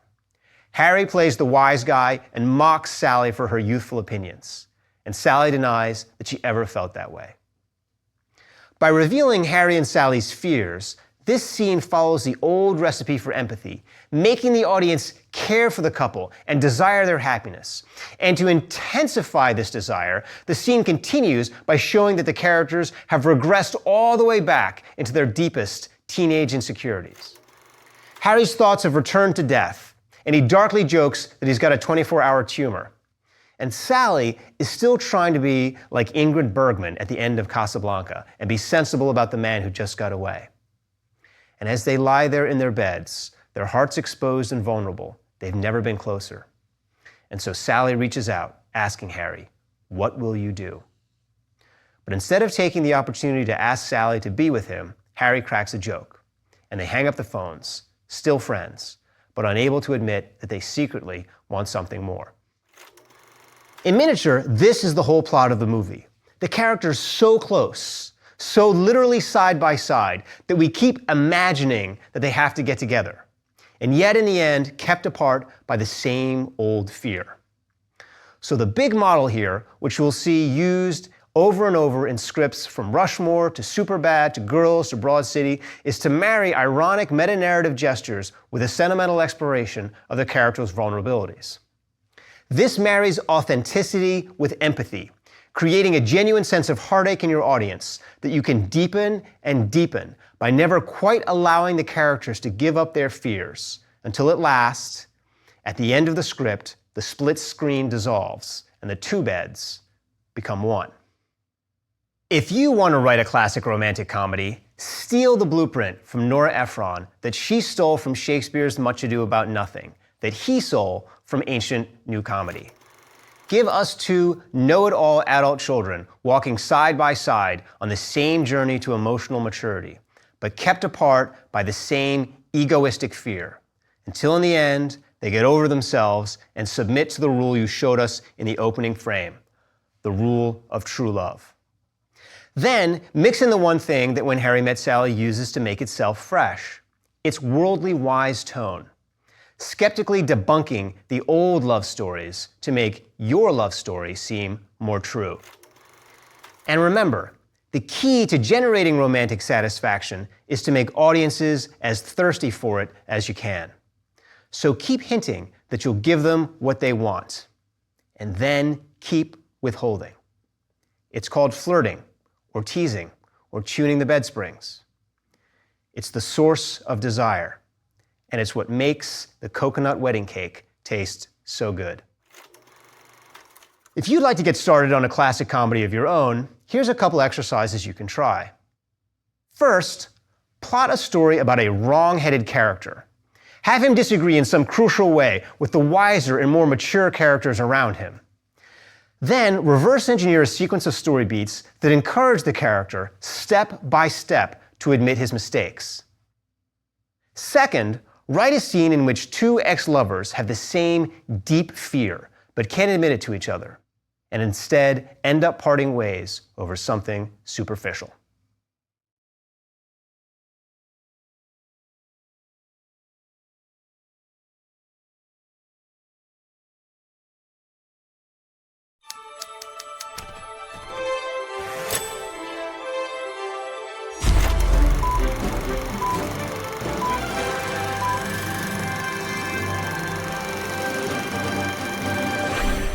Jaws was the first summer blockbuster. It cruised past The Godfather's record box office and was the highest-grossing movie of all time until Star Wars knocked it off. But for all the script's success, it's often seemed a little slapped together. Under Steven Spielberg's direction, the script was worked on by a number of very different writers, ranging from Peter Benchley, the author of the original novel, to Carl Gottlieb, a TV sitcom writer who'd written for The Bob Newhart Show and All in the Family. Many of the lines were improvised by the actors themselves, and huge sections were drafted the night before filming. So Jaws seems to prove that something other than a clear formula or even a clear method is necessary to produce an effective script. Instead, it seems the result of some mysterious, cooperative alchemy. And certainly, in the case of many of its individual lines, Jaws confirms something that writers have long known. There's enormous value in collaborating with actors. This is a practice that goes all the way back to Shakespeare. When the bard needed funny lines for his scripts, he often summoned the Globe clowns to do some improv for him. But in the case of Jaws' overall structure and cognitive effect, it also confirms something rather more intentional than spontaneous riffing. It confirms the value of reverse engineering. That's because when Spielberg first read the novel on which the script would be based, the one thing he knew for certain was that he liked the ending. As he told the execs at Universal Studios, "I'd like to base the first two acts on original screenplay material, and then be very true to the book for the last third." Spielberg, in other words, wanted to keep the ending and reverse engineer the rest. And through all the various drafts and revisions and improvisations, that was what the writers did. So what was the ending that Spielberg liked so much? And how was the rest of the script reverse engineered to achieve it? Spoiler alert, if you haven't watched the film or read the script yet, you'll want to pause and do so now. This is how the novel ends. The fish came closer. It was only a few feet away, and Brody could see the conical snout. He screamed, an ejaculation of hopelessness, and closed his eyes, waiting for an agony he could not imagine. Nothing happened. He opened his eyes. The fish was nearly touching him, only a foot or two away, but it had stopped. And then, as Brody watched, the steel gray body began to recede downward into the gloom. It seemed to fall away, an apparition, evanescing into darkness. Brody watched until his lungs ached for air. He raised his head, cleared his eyes, and sighted in the distance the black point of the water tower. Then he began to kick toward shore. There's a lot of memorable phrases here. Conical snout, ejaculation of hopelessness. But the key phrase is this: nothing happened. Nothing happened. We're reading, tensed in expectation, waiting for a great white shark to kill Brody, and then nothing. Instead of attacking, the shark dies, sinking to the bottom of the sea, allowing an exhausted Brody to kick toward the shore. So what's so powerful about this ending? Well, as we've seen in our previous lectures, when we analyze the ending of a script, we're looking for something beyond the plot events. We're looking for the ending's distinct cognitive effect so that we can then work back and isolate its unique story ingredients. So what's the cognitive effect of nothing happened? Well, the feeling is not one of triumph exactly, although Brody does defeat the shark. Instead, it's a feeling of relief. We're relieved because the bad thing we were afraid of doesn't occur. And as nothing bad happens, we slowly relax, letting go of our fear, and breathing normally again. Spielberg wanted the movie to end just like this, with a slow exhale. And that's exactly what the movie script does. After a great white shark launches a series of terrifying attacks in the waters of a New England summer beach town, the new police chief, Martin Brody, recruits oceanographer Matt Hooper and a local shark hunter to search for the great white in the middle of the ocean, only to have the great white ram their boat and slowly sink it, killing the shark hunter and trapping Brody and Hooper. But just when it seems like Brody and Hooper are doomed, Brody finally kills the shark. And in an instant, the terror is gone, and Brody and Hooper swim back to shore, exhausted and relieved, bantering lightly with each other. When we smile at these lines, we're not smiling because they're outrageously funny. We're smiling because they're normal. A few moments earlier, death seemed inevitable, and so ordinary life no longer seems so ordinary. Now it seems an extraordinary gift. That's the cognitive effect known as relief, and it's perhaps the most primordial form of happiness. It's not the pleasure of getting a better life. It's the pleasure of getting our boring old life back again. It's the joy of nothing happening. This experience of relief is the reward of most horror movies. While romantic comedies and sentimental dramas and heroic epics give us something positive, horror movies make us feel good by taking something bad away. They put us under intense psychological distress, and then they relieve it. So when we leave the movie theater, our regular life feels special again. We haven't gained a new happiness. We've rediscovered the pleasure of the old nothingness, which is perhaps the deepest pleasure of all. So what special mix of story ingredients does Jaws use to cook up this cognitive experience of stress, then relief? Well, the script begins by immediately establishing the core rule of its story world in its opening beats. Over black, sounds of the interspaces rushing forward, then a splinter of blue light in the center of the picture. It breaks wide, showing the top and bottom of a silhouetted curtain of razor-sharp teeth, suggesting that we are inside of a tremendous gullet, looking out at the onrushing undersea world at night. This is a beautifully effective opening because it puts us quite literally in the belly of the beast. We look out from within the great white shark through the razor teeth of its gigantic jaw, giving us the visceral sense of being in a place where we devour things greedily, thoughtlessly, seeking only to fill our stomach. So with this opening, the script communicates that the core rule of its particular story world is the law of animal appetite. The story world of Jaws is like a shark, blind, devouring, selfish. And to reinforce this rule of action, the script then moves from the shark's belly to a summer beach party fueled with alcohol and the hope of casual romantic hookups. This is the human version of the shark's belly, a place where people aren't thinking about tomorrow or really thinking about anything at all. They're gulping down the physical pleasures of the moment, enjoying the raw sensations of life, like a pig in the mud or a fish in the sea. This world of blind appetite is immersively hedonistic, until suddenly it isn't. Because, as the final beats of the opening scene illustrate, when we all mindlessly try to satisfy our animal desires, somebody always gets hurt. In these final beats, a young couple run drunkenly towards the ocean as the shark pulls towards the shore. The couple wants the feeling of the salt water on their bodies. The shark wants something to fill its hungry stomach. And as blood fills the water and a human leg drifts down to the ocean floor, the script viscerally communicates the dark side of this story world of animal consumption. That dark side is that the appetites of different animal natures will inevitably conflict.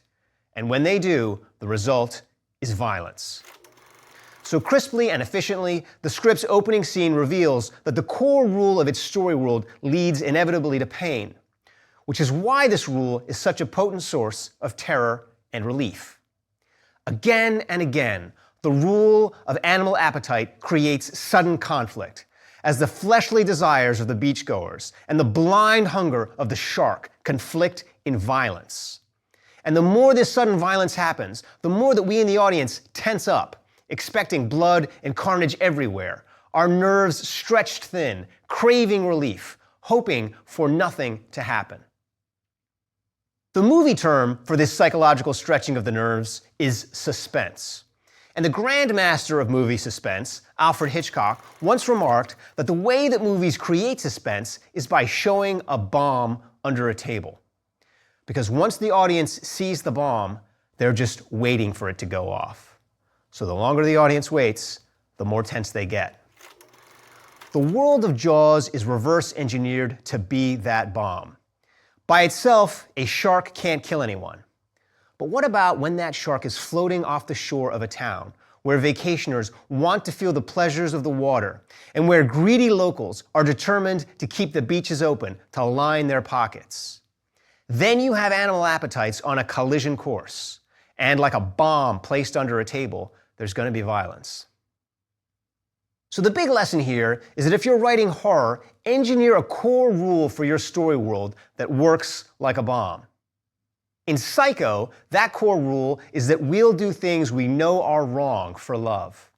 Putting Marion Crane, who'll steal and lie for her lover, on a crash course with Norman Bates, who'll kill to keep himself at the center of his mother's heart. In Nightmare on Elm Street, which has one of the most elegantly conceived horror worlds of all time, the core rule is that our fears all come true. And since characters, as we've seen in our earlier lectures, are defined at root by their fears, they cannot escape. To be themselves, they must feel fear. But the moment they feel fear, the bomb goes off. So when you're sitting down to craft your next horror script, start by figuring out your own version of a world rule primed to detonate, so that from your script's opening beats, you put the audience on the edge of their seats, waiting for the story world to explode. As we've seen in our previous lectures, character is established in conflict with story world.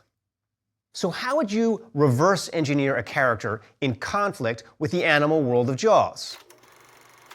Well, the character would have to be the opposite of an animal, a character who's out of touch with nature, a character who regards nature cautiously, even warily, a character whose deep fear is the pain that our natural appetites can cause. That character is the film's protagonist, Brody, who the script introduces in bed with his wife. How come the sun didn't used to shine in here? We bought the house in the fall. This is the summer. And there, in that short exchange, is all you need to know about Brody. He's a city man who doesn't get the full nature of the seasons. They confuse him, even bother him. Since Brody feels out of place in nature, he can't fully trust his instincts. He's more cautious, more thoughtful than everyone else around. Moments later, when Brody's son runs in bleeding from his hand, Brody reminds the boy in exasperation that he told him not to use the swing until he fixed it. And there again, in the little contrast between Brody and his son, his central conflict with the world emerges. Brody's son is thoughtlessly carefree, leaping on the swing because he has an appetite for fun, and recoiling in sudden pain when the swing unexpectedly bites. While Brody is always anxiously anticipating how people's innocent, unthinking appetites will get them hurt, because his deep fear is that our nature will kill us. Okay, so now how would you reverse engineer the script's antagonist? You might say, isn't that the shark? Well, no. Sharks and other nonverbal entities don't make good antagonists because the only way our main character can oppose them is through blunt physical action. And so to make the world character conflict one that allows for rich and nuanced dialogue that more deeply reveals the main character's psychological struggles and triumphs, suspense scripts typically include a human, or at least a speaking, antagonist. As we've learned in earlier lectures, antagonists embody the core rule of the story world. So our antagonist in Jaws would have to be a blind appetite, a human shark, which is exactly how the script portrays Larry Vaughn, the town's mayor, when he attacks Brody for closing the beaches. Here, the script introduces Vaughn as being so blindly aggressive that he doesn't even bother to think up a logical method for opposing Brody. He simply bulls his way in, trying to belittle Brody by questioning his authority and his experience. Because there's only one thing that matters to Vaughn: summer dollars. Vaughn wants money, damn the larger consequences. Like a prowling shark, he's thinking only of filling his belly right now. So now that we've established our main character and our antagonist in conflict, what about our minor characters? Well, as we saw in our introductory lectures, minor characters share the same conflict as our main character, so we'd want to introduce them in parallel, as mini versions of Brody. Which is exactly how the script introduces Hooper, who arrives just after a bounty has been placed on Jaws, and a horde of clueless, would-be shark hunters are attempting to put to sea. As described in this scene, Brody and Hooper are practically twins. Hooper instantly sees that the bounty hunters are as much a danger to themselves as to the great white. Because really, these bounty hunters are in nature like the shark. They're crashing blindly ahead out of greed. And that's what extras do in a movie script. They act like everything else in the story world, obeying its deep rule of action.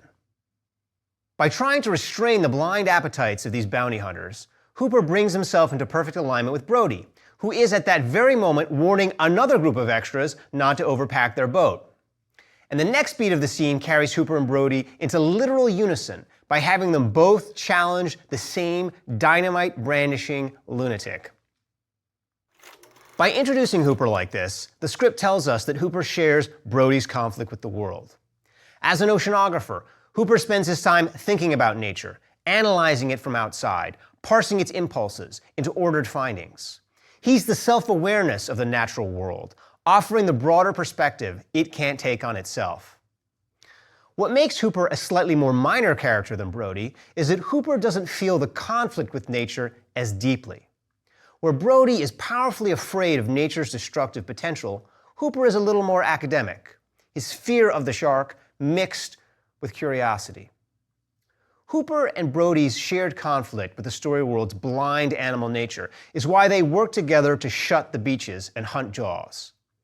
And it's also why the script selects Brody and Hooper to be the ones at the end of the story who feel relief. Because to feel relief, you must first feel anxious.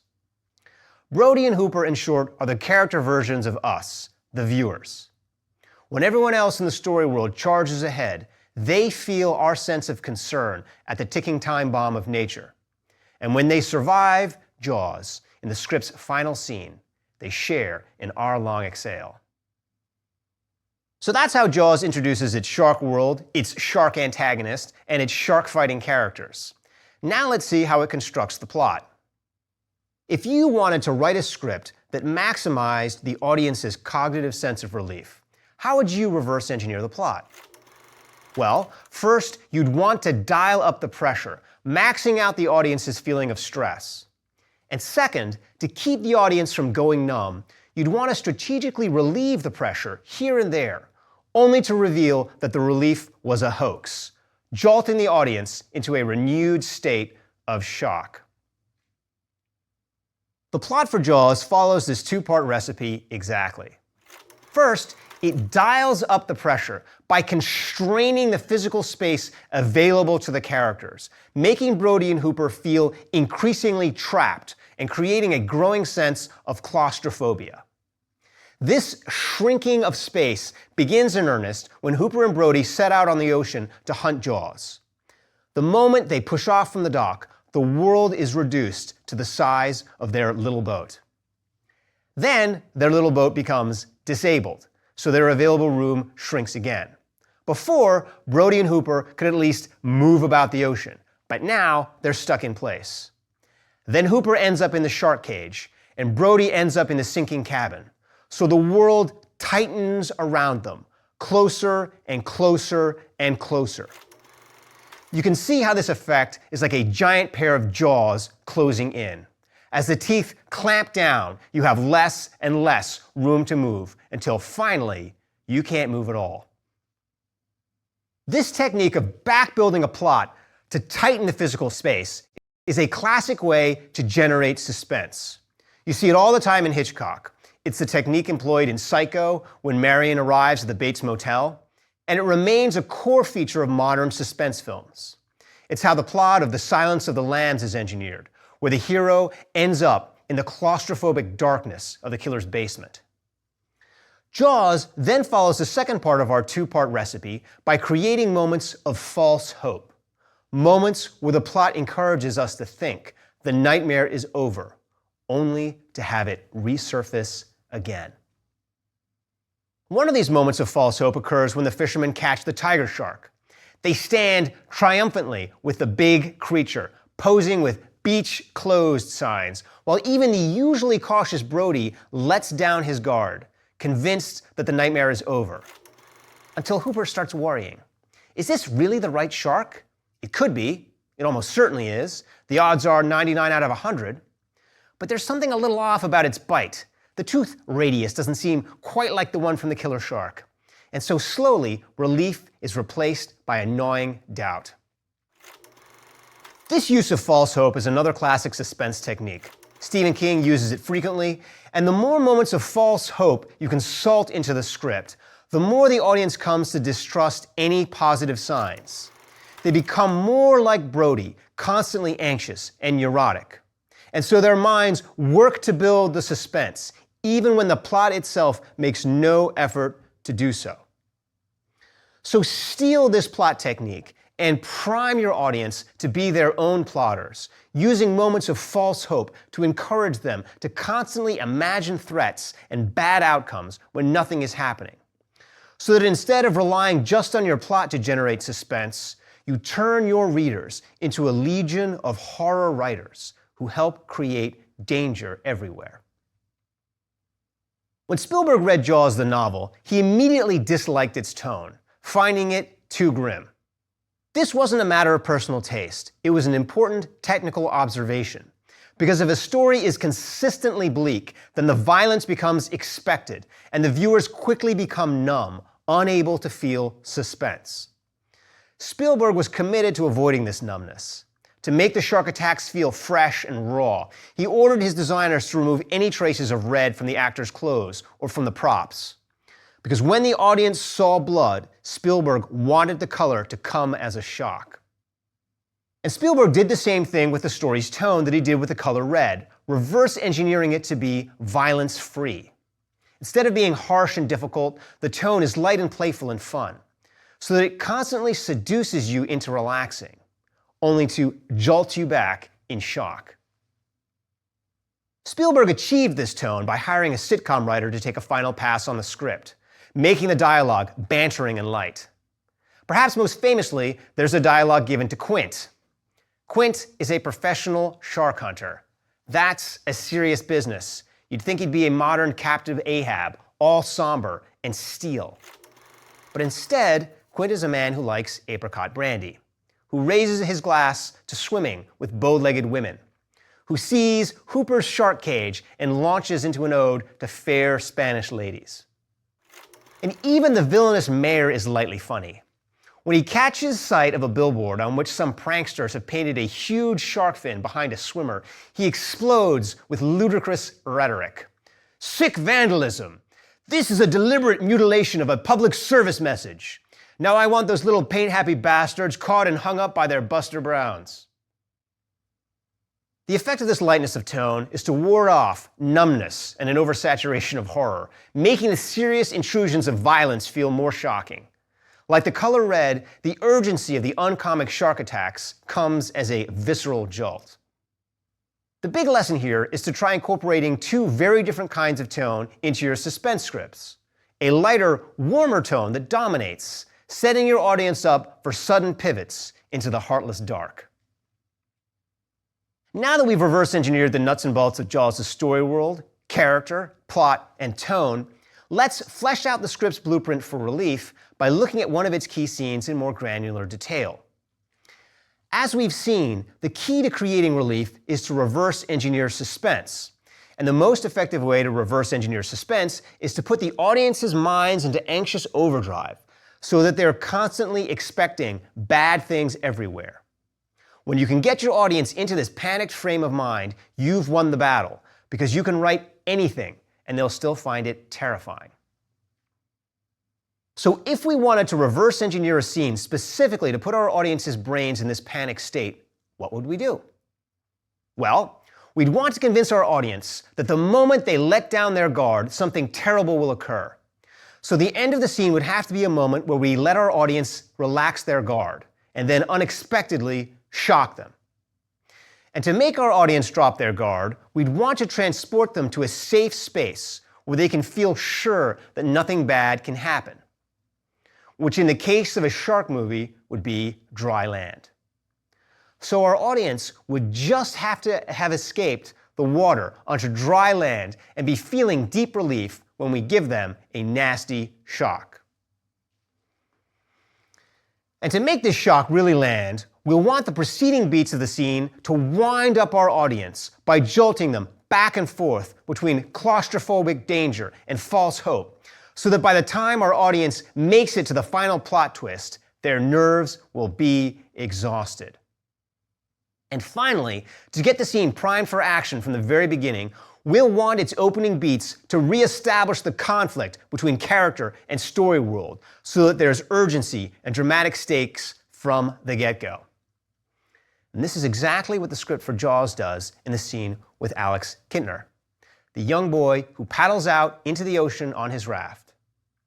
The scene begins by reestablishing the conflict between the story world of animal appetite and a thoughtful, Brody-like character. Just like the teen swimmers at the beginning of the movie, Alex loves the water. It's a visceral animal pleasure for him. He's been in the sea so long that his fingers are starting to prune, but he doesn't care. He can't wait to get back on his raft. So Alex reintroduces the audience to the core rule of the story world. It's a world filled with material appetites.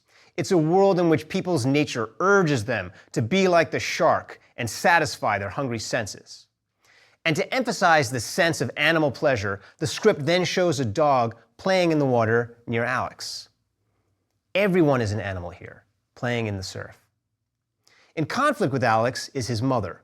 She notices his pruning figures, and she sets a time limit on his water play. So the mother is a mini version of Brody and Hooper. She's the vigilant, thoughtful character who worries about our appetites and where they might lead. With these 4 lines of dialogue, the scene reestablishes the core's central conflict between story world and character. And whenever you write a suspense-inducing scene, you'll want to use its opening beats to refresh the stakes and prime the action by reestablishing your core character story world conflict in the same way. From here, the scene introduces a light and unserious tone through little comic routines, like the councilman who approaches Brody. "Hey Marty, we got a lot of problems downtown, but I got a lot of problems at the house I wish you could take care of. One, I've got some cats parking in front of the house. I can't get down to the office. And that garbage truck next to the office has got to be moved." It's like a sitcom. We're suddenly in a world where people's greatest concern is who's parking the garbage truck where. And this tone is infectious. Even Brody, who begins the scene fidgeting nervously, is encouraged to join in the banter with the locals and his wife. So by boosting the urgency with its opening conflict and then relaxing the mood with its unserious tone, the script sends a mixed signal to the audience's brains. Is there an active threat here or not? Then to further scramble the audience, the scene repeats this dynamic of building up tension and then releasing it by layering in a sequence of fake shocks. First, Brody mistakes a black bathing cap for a shark. Then he mistakes a couple wrestling in the water for the victims of an attack. Until finally, accepting that his mind is playing tricks on him, Brody relaxes and lets the kids go out and swim. And as Brody enjoys a massage from his wife, the film eases out into a relaxed wide shot of the ocean. When terror strikes, the dog disappears, the shark's POV appears. Brody, who hates the water, is trapped on the shore, unable to help the kids. And the scene creates a sense of claustrophobia in the audience's mind by increasingly anchoring its gaze in Brody's POV, so that instead of being free to see, our eyes are boxed in as the world closes around us like a pair of jaws. Until at last, everyone is out of the water, and we're just exhaling a sigh of relief when it turns out to be a moment of false hope.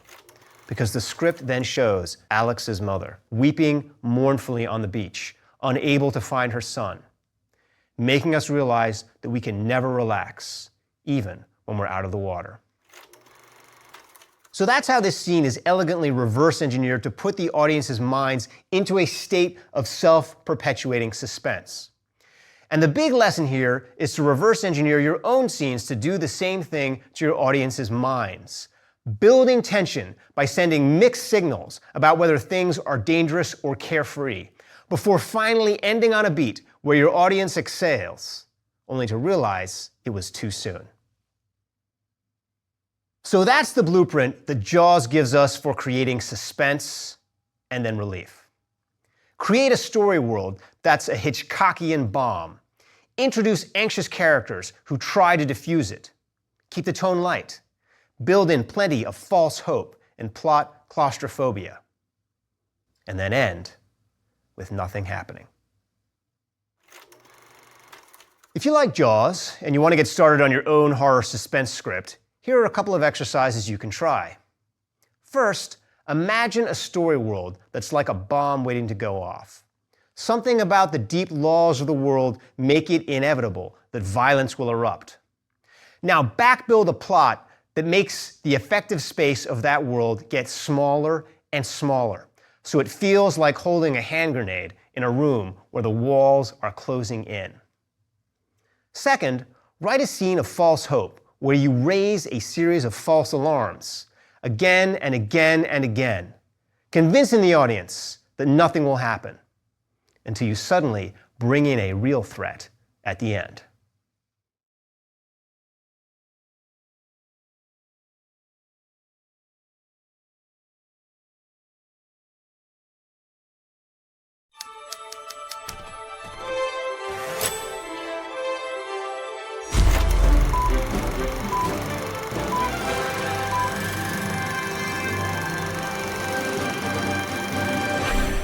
After Woody Allen co-wrote and directed Annie Hall in 1977, it became an instant commercial and critical success, picking up the Oscar for Best Original Screenplay, which naturally prompted Allen to confess that he was, quote, disappointed in the script. What he had really wanted to write, he explained, was a tragic philosophical dream journey titled Anhedonia. He imagined that it would communicate the deep existential horror of being unable to experience pleasure. But step by step, the script evolved into something wildly different. It became one of the most legendarily funny love stories of all time. In this lecture, we'll discover the blueprint that made Annie Hall such an enduring success, but we'll also see that Woody Allen was right to be disappointed. Because at its core, Annie Hall is a story of disappointment. It fills your head and your heart with laughter and joy, only in the end to snatch them away. Not out of cruelty or spite, but because it sees comedy as something more profound than an escape from reality. It sees comedy as our most powerful tool for living honestly, a way for us to accept, if only for a moment, the tragic truth of life. Another way to say this is that Annie Hall promises us When Harry Met Sally, but instead gives us the door that closes at the end of The Godfather. It builds our romantic hopes, swelling our hearts with expectation. And then, just when it seems like our dreams will come true, the script tells us honestly that dreams are just dreams. Eventually, we all have to wake up, and when we do, we find ourselves right back where we started, in a tragic world of dark ironies and implacable necessities. So Annie Hall disappoints. It promises comedy and delivers tragedy. But the reason that most of us don't ask for our money back is that we find something more affirming in Annie Hall than the happy ending we thought we wanted. Because through the script's journey in and out of Dream, we discover a deeper fact about the nature of our lives, which is that our most profound sense of meaning comes not from happiness, but from desire. Our hearts work the hardest, and our spirits burn the brightest, not when we get the thing we want, but when we're still chasing it. And if you want to fill audiences with that endless and life-affirming sense of longing, Annie Hall can give you a blueprint to chase. To reverse engineer the blueprint for Annie Hall's tragic twist on comedy, we'll do our usual and start by turning to the ending of the script. So if you haven't watched the film or read the script yet, you'll want to pause and do so now. It will irresistibly disappoint you, I promise. The ending of Annie Hall almost didn't happen. It was created after the movie had wrapped and was already in previews. This late-stage creation of the ending seems to run against our method of reverse engineering, where the ending is the first thing we establish. But in fact, Woody Allen knew his ending all along. And that's because, as we've seen in our previous lectures, the ending of a script is much more than what happens in the story. It's the cognitive effect that the story imparts. And from the beginning, Allen knew exactly what he wanted for this cognitive effect. It was there in his original title for the movie, anhedonia, which means an absence of pleasure, a longing for a joy you don't have. So even though Allen wasn't exactly sure of what specific plot events or dialogue would go in the script's final beats, he always had a firm idea of the psychological response he intended these final beats to evoke. And this certainty about his desired cognitive effect enabled him to at last reverse engineer a plot ending that generates anhedonia in audiences' minds. Allen's example of feeling his way into his final scene is something you might find useful when you sit down to write. Maybe you're having a hard time visualizing the specifics of your ending. Maybe you can't even imagine the broad strokes. That's okay, as long as you start out with a clear sense in your mind of the cognitive effect you want to achieve. Because if you have that psychological destination to guide you, it'll allow you to fumble ahead through the details of your plot, experimenting and improvising, discarding the ideas that don't fit with your goal, and keeping the ones that do, until finally it all starts to click. So now, let's turn to Allen's ending, the one that lived inchoate in his mind for so long, until finally he found a way to express it. The script for Annie Hall chronicles Alvy Singer's attempts to come to terms with the end of his relationship with the title character, Annie Hall. And after jumping backward and forward through Alvy and Annie's lives, the film comes to a close with their last moments together, as the characters embrace and say goodbye. Annie crosses the street, and Alvy watches her go. And then Alvy leaves too, and only his voiceover lingers behind.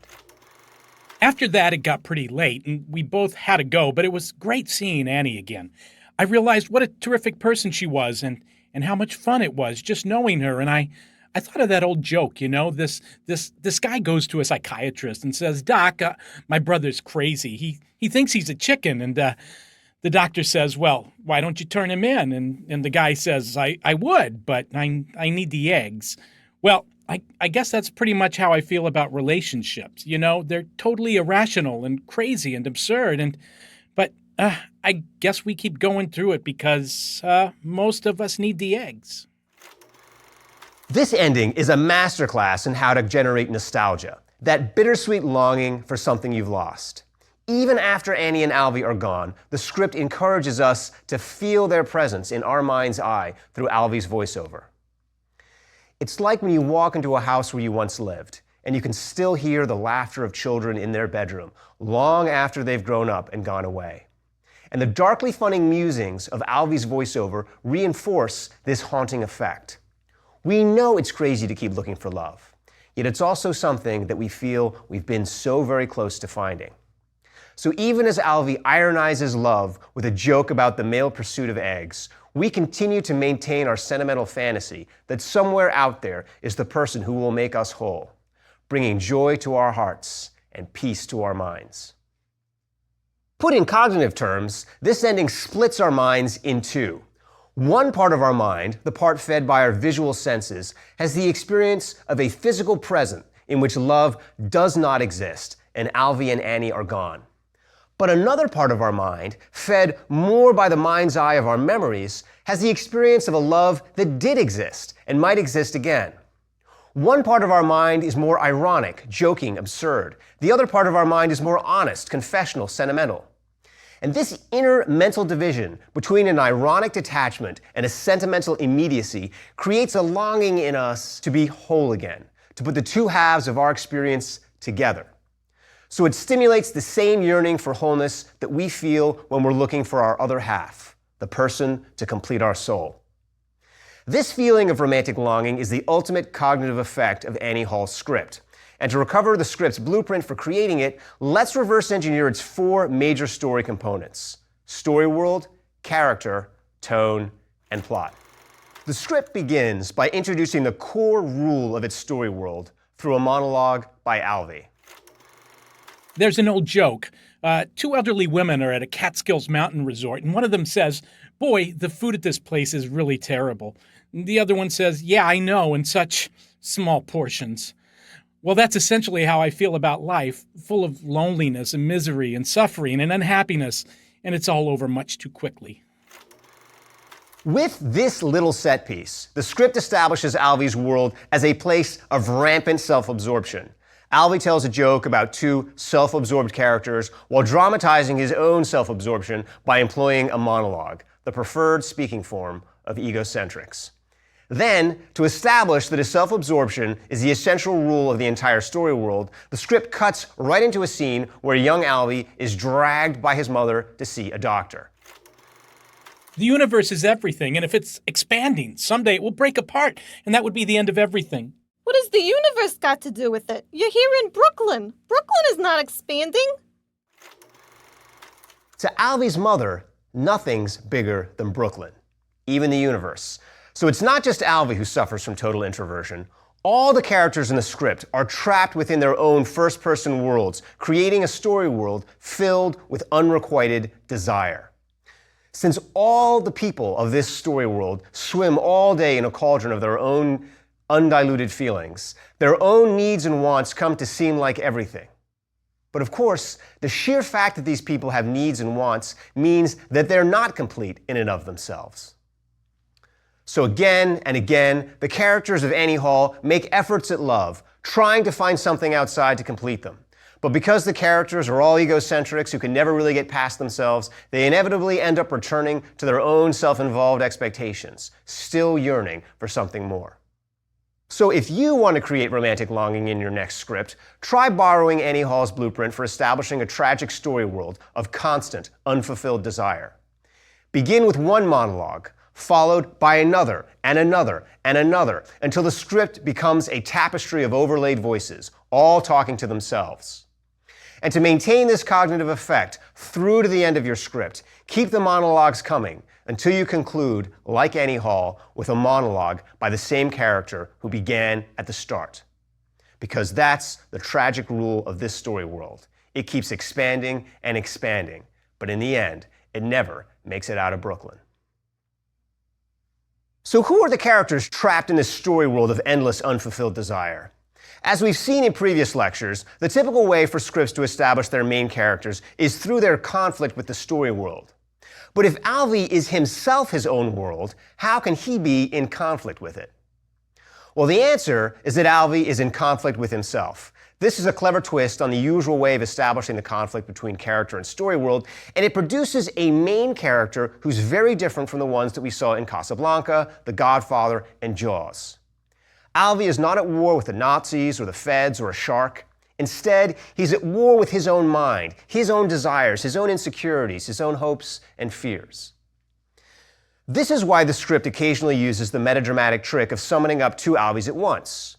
When there are two of him on screen, Alvy can literally be in conflict with himself. And although the trick of literally having two Alvys is only used here and there, this trick clues us into the more subtle screenwriting method that informs every beat of Annie Hall's script, which is that there are always metaphorically two Alvys, because Alvy is always of two minds. Since Alvy is always of two minds about everything, his monologues become that special kind of monologue known as a dialogic monologue, or more simply, as a soliloquy. Here's an example of how Alvy does it. Why did I turn off Alison Porchnick? She was beautiful. She was willing. She was real intelligent. Is it the old Groucho Marx joke that I just don't want to belong to any club that would have someone like me for a member? Here, present Alvy and past Alvy disagree because each of them is driven by a different fear. Present Alvy is afraid of dying alone, where past Alvy is more afraid of settling when he could have done better. This clash of two deep fears is the classic form of a soliloquy, to be or not to be. And if you can remember your Shakespeare, you'll see that Annie Hall borrows three key things from Hamlet's famous blueprint. Annie Hall's first borrowing is to have Alvy pose questions to himself, to be or not to be? That is the question. Or as Alvy does it, why did I turn off Alison Porchnik? Posed questions have the rhetorical effect of drawing us in the audience into the character's self-absorbed conflict by encouraging us to ponder the character's unresolved doubts alongside them. What's the better existential choice? To die unmarried and alone, or to die wondering what else could have been? Annie Hall's second borrowing from classic soliloquies is to quote the great minds of the past. The phrase "to be or not to be" is a recycling of a phrase from one of Hamlet's textbooks, penned by the Roman Stoic Cicero, and Alvy copies Hamlet's basic move by repeating a joke by Groucho Marx. These gestures to earlier thinkers signal that Hamlet and Alvy's inner conflicts are much bigger than themselves. Their conflicts have echoed through the minds of other earlier sages, inflecting their soliloquies with a tone of tragic irony, as the same personal problem repeats itself through history. And finally, like Hamlet's soliloquies, Alvy's soliloquies are funny. Hamlet is always making jokes to himself that no one else understands. When he's asked what he's reading, he remarks, "Words." When he dies, he makes a dark pun. The rest is silence. Get it? The rest could be the remainder of whatever Hamlet was going to say as his tongue finally stops. But the pun is that the rest could also be the final rest, the eternal sleep, perchance to dream. Hamlet's conversations with himself, in other words, are funny in a specific way.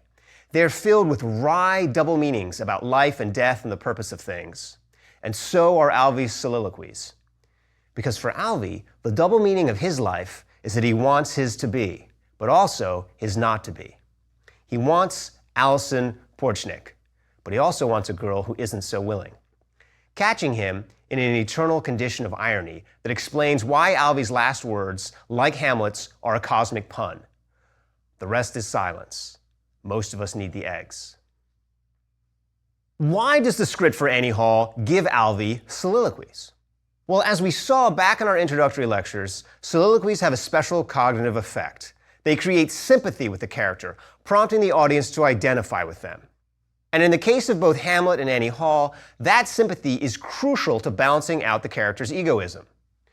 Normally, audiences don't like egocentric characters, but all of us have a soft spot for our own egocentricity. And so by giving Alvy and Hamlet soliloquies, the script encourages us to embrace our own self-centeredness in them.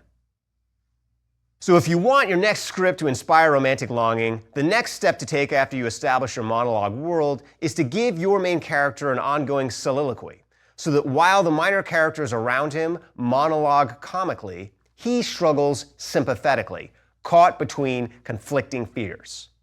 Have him question himself and recycle the tragic ironies of past voices and see the darkly funny double meanings of life. And then, to create an impossible romance, have this soliloquy character fall for someone else who talks in soliloquies too, like Alvy falls for Annie Hall.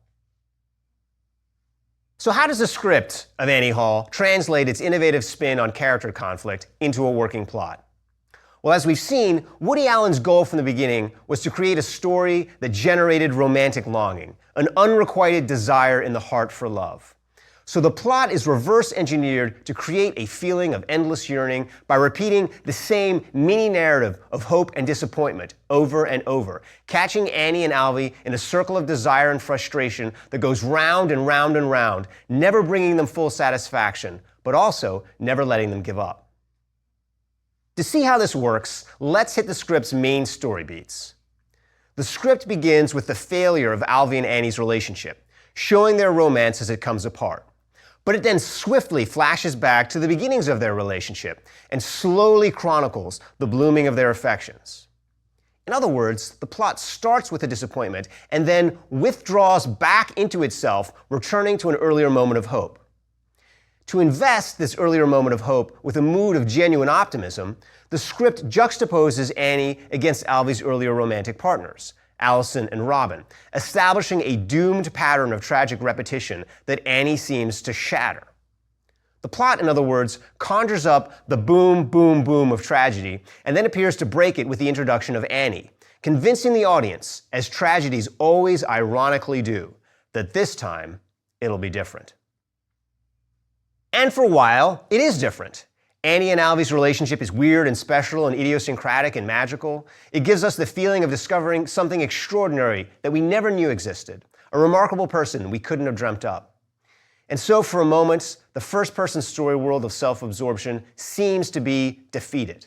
Alvy and Annie forget their old selves and their previous expectations, and they find that special sense of wonder that comes from discovering something beyond yourself, something that you could never imagine on your own. That's love in its most magical form. But then the plot spirals back. Annie and Alvy's relationship frays apart, and the mood reverts to what it was at the beginning of the script. We realize that we've been here before. We shouldn't have been so foolish to think it would work out. I mean, what were we thinking? The script showed us at the start that things went bad. And then just when it seems like the relationship will disintegrate, there's one more burst of hope. Annie invites Alvy over. He kills a spider. They reconcile. It's going to be different. And then it falls apart again. Just like before, we were fools for thinking it would be different. Yet even so, when the movie ends and the relationship is finally over, the script uses its final voiceover to make sure we don't forget our original dream of love, gently urging us to believe that in the future we'll meet someone special and it really will work out.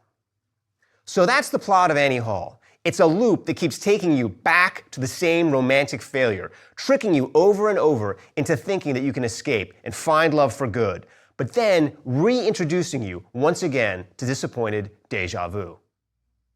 And if you want to script a script that generates this same aching sense of romantic longing, you can engineer your plot the same way.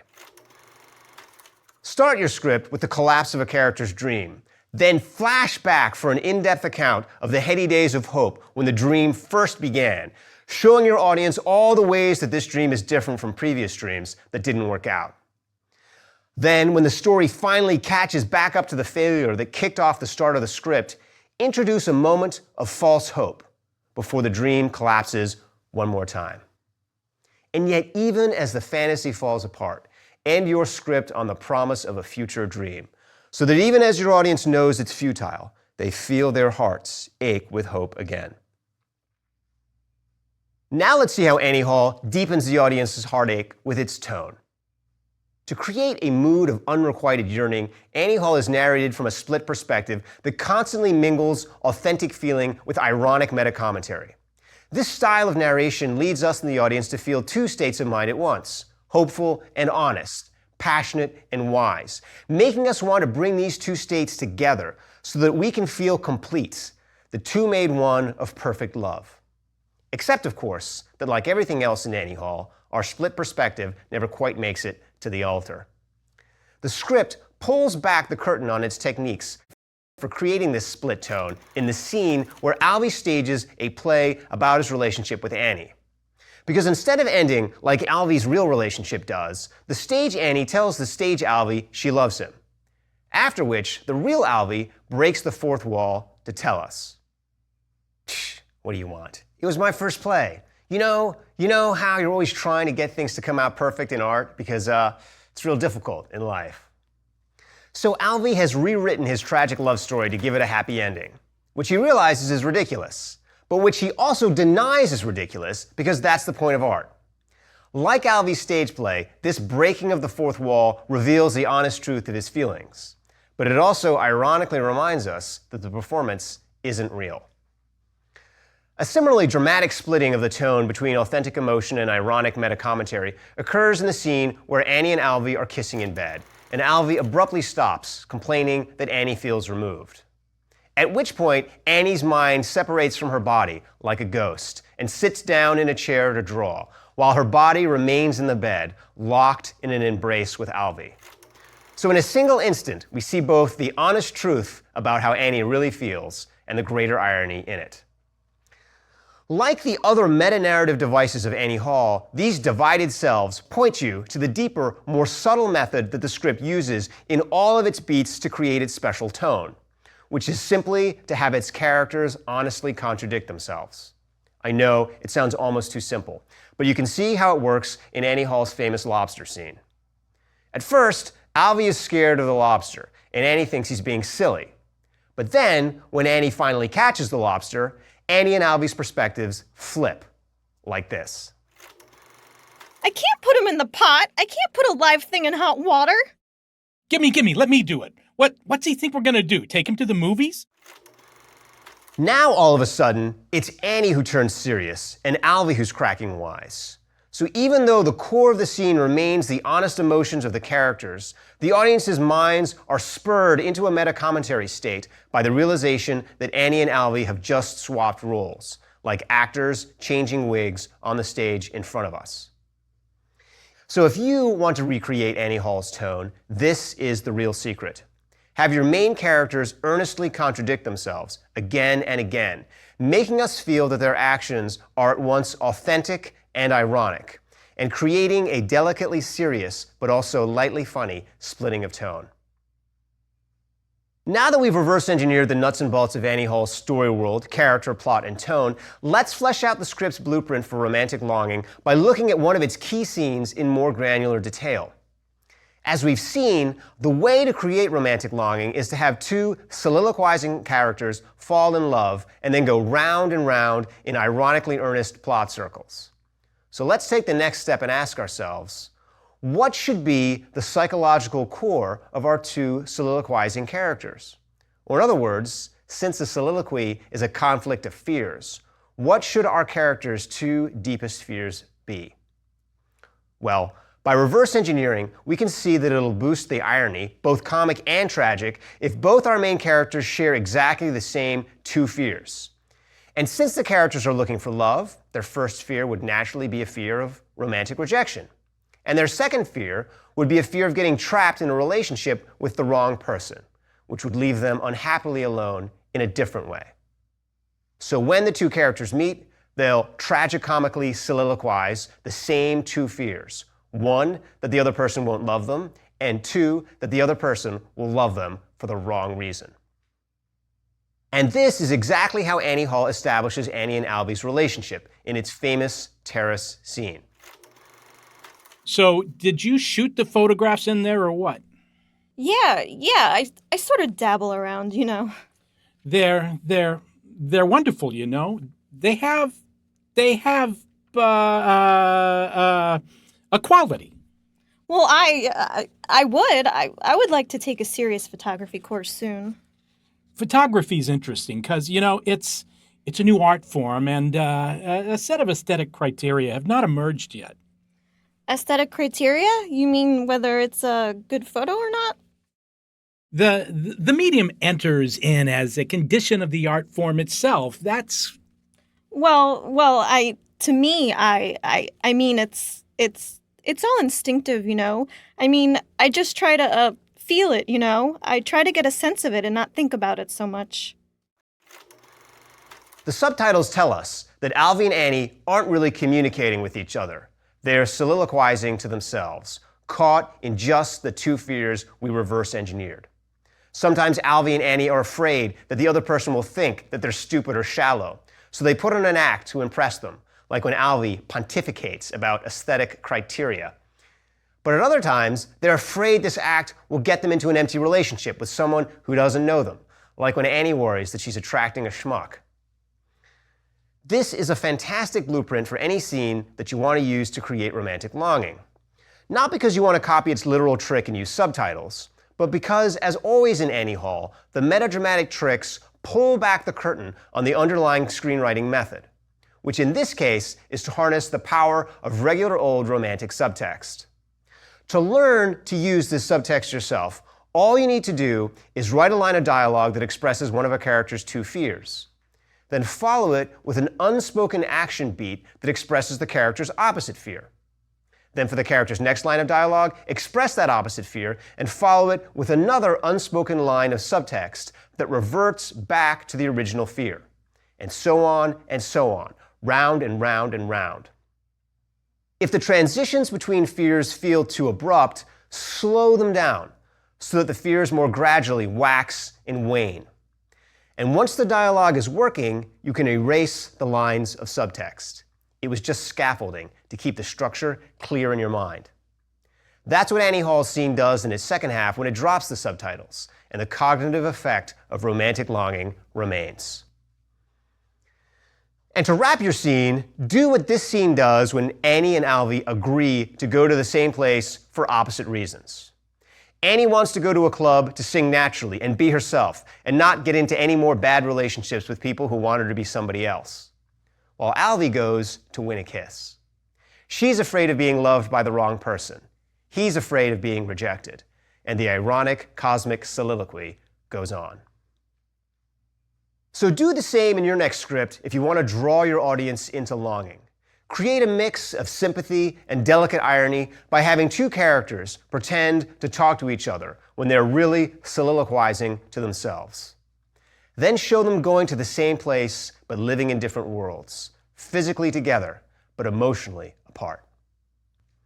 So that's how the script of Annie Hall works. Like life, it keeps promising romantic comedy, when underneath, it's really tragedy. So instead of giving us satisfaction, it keeps returning us to a state of wistful disappointment. But hey, life isn't over yet. So who knows? Maybe tomorrow we'll find our happy ending. After all, we've got to enjoy ourselves while we're here. La-di-da, la-di-da, la-la. If you'd like to get started on your own Annie Hall, here's a couple of exercises you can try. First, write a scene that blends authentic feeling with irony by having a character honestly and earnestly contradict herself without admitting it. Second, imagine a character who has an impossible dream, but who never quits, even though he fails and fails and fails again. Now outline a script that begins with his most crushing failure, then flashes back to the start of his dream, chronicling his struggle to achieve and making it seem like this time really will break the old tragic cycle and be different. And when the story finally catches up to your character's crushing moment of failure, add one more story beat to close the script, his determination to try again.